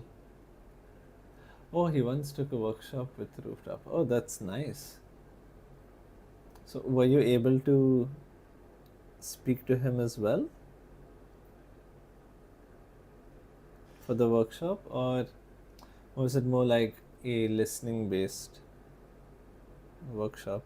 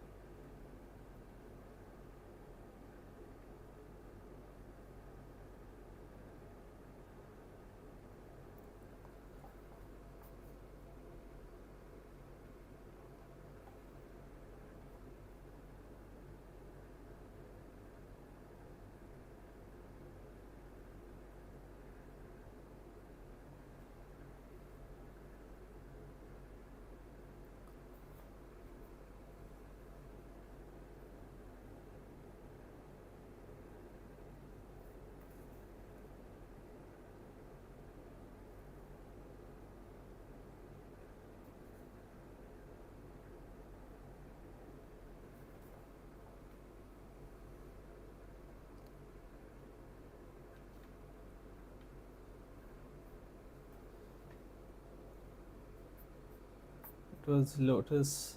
Yeah, that one only, the Pichwai art.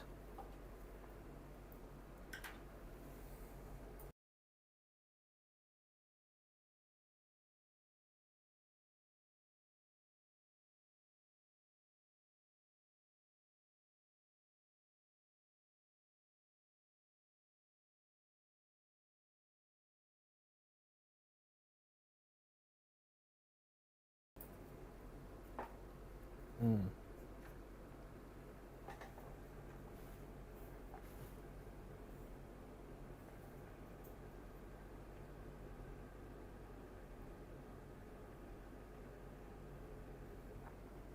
Yeah, it was the Lotus one.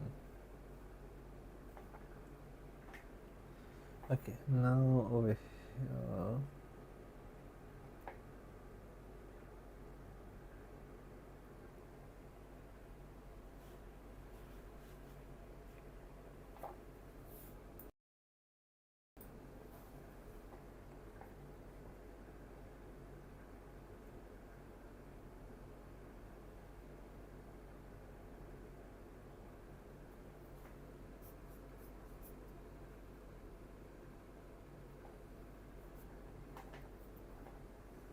On this part.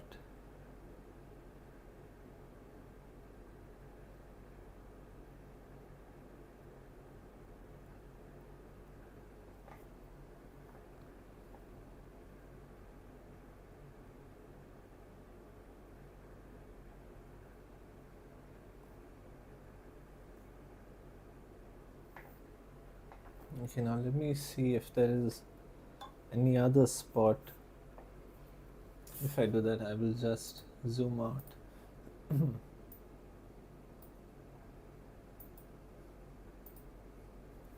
Okay.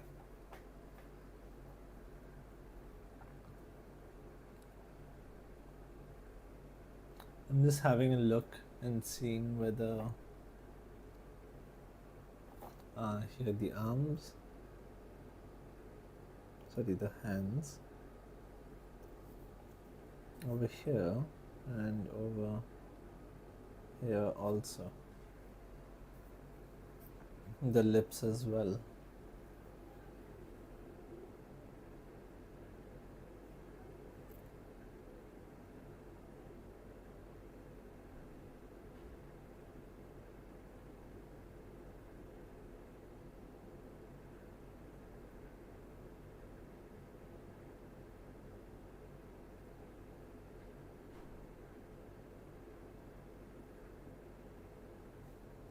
My head is coming in the way.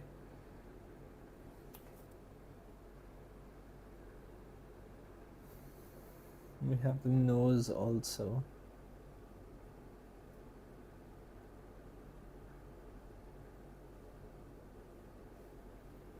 Like that. Okay. We need to paint the palms of the hand.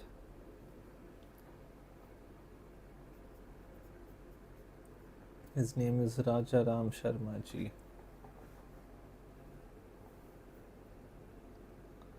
It's nice, and I'm glad you got to have a workshop with him as well.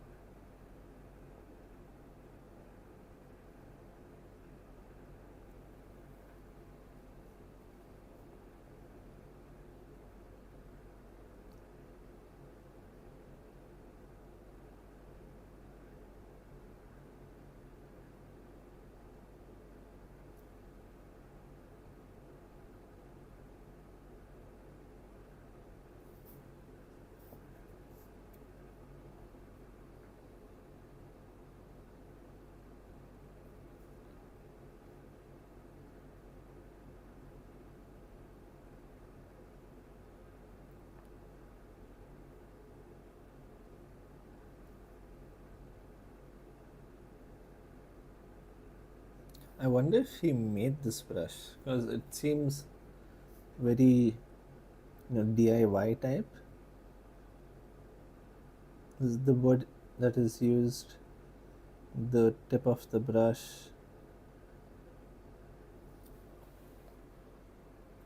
All of that. This feels that way.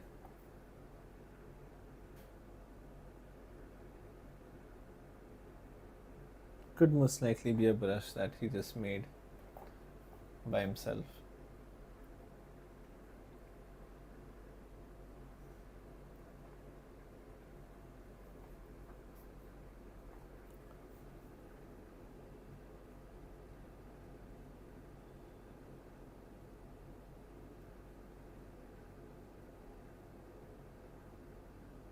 Here, I'll just add.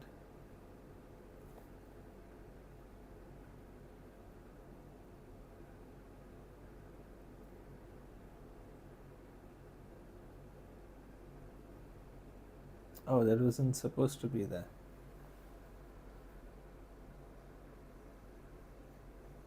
It's okay.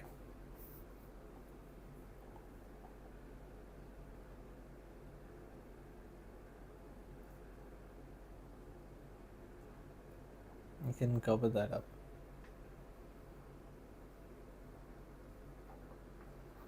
Okay, now I'll take the white color now. I'll just make sure this brush is clean.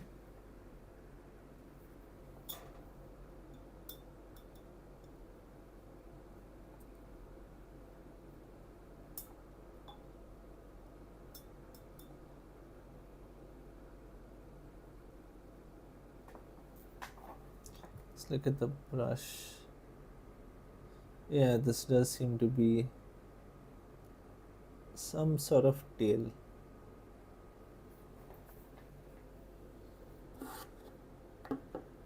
Where's my white gone? Oh, it's there. Okay, I'll take a little bit of white here.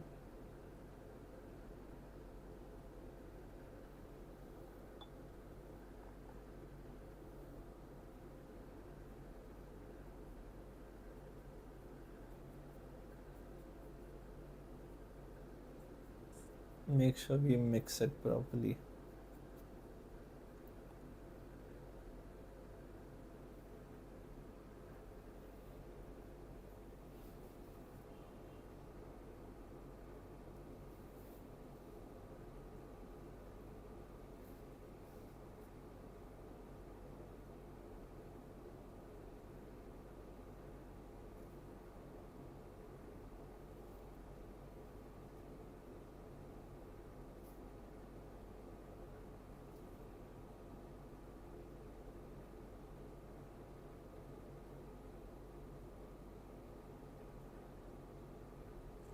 all of these are supposed to be very one stroke.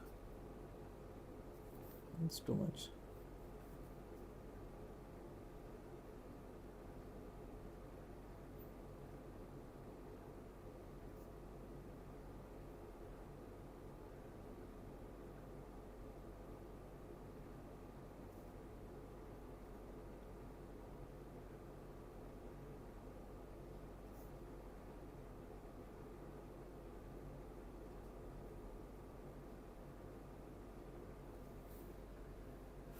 Like that.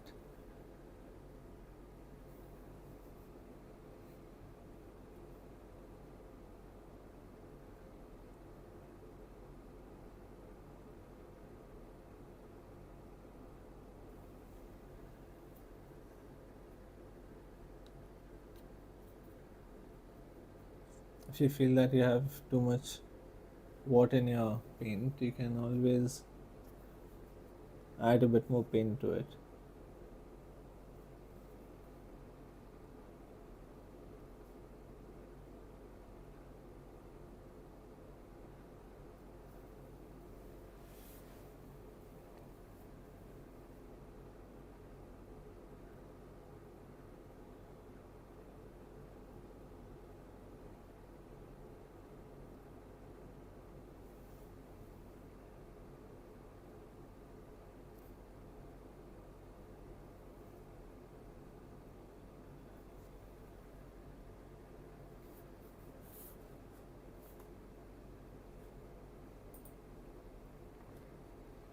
Okay, okay, I'll just zoom in a bit so you can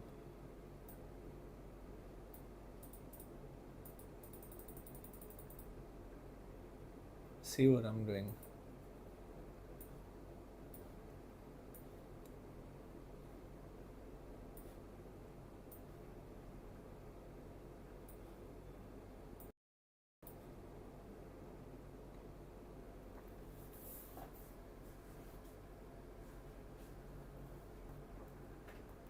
Now, if you when you do end up doing the undertone or the background color, I would suggest mixing a little bit of white and burnt sienna.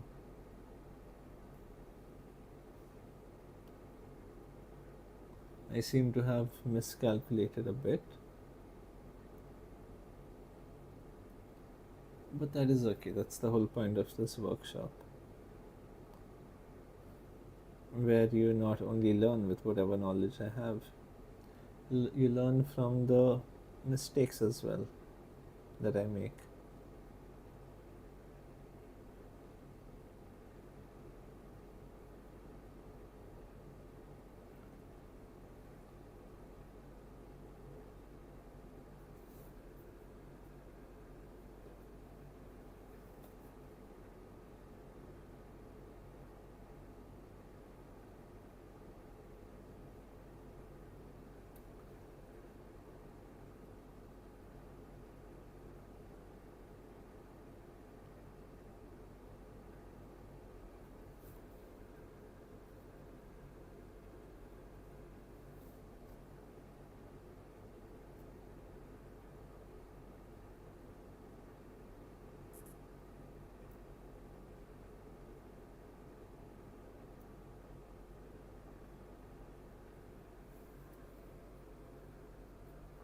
Like that.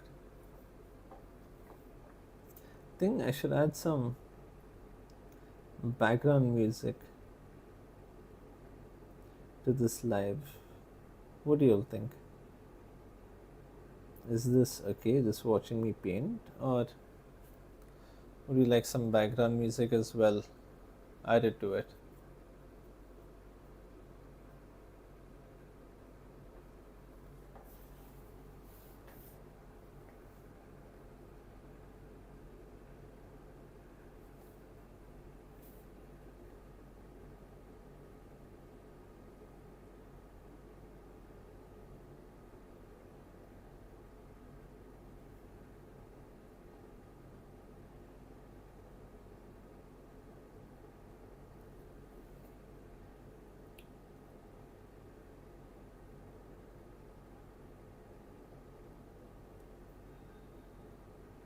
is this third one, right?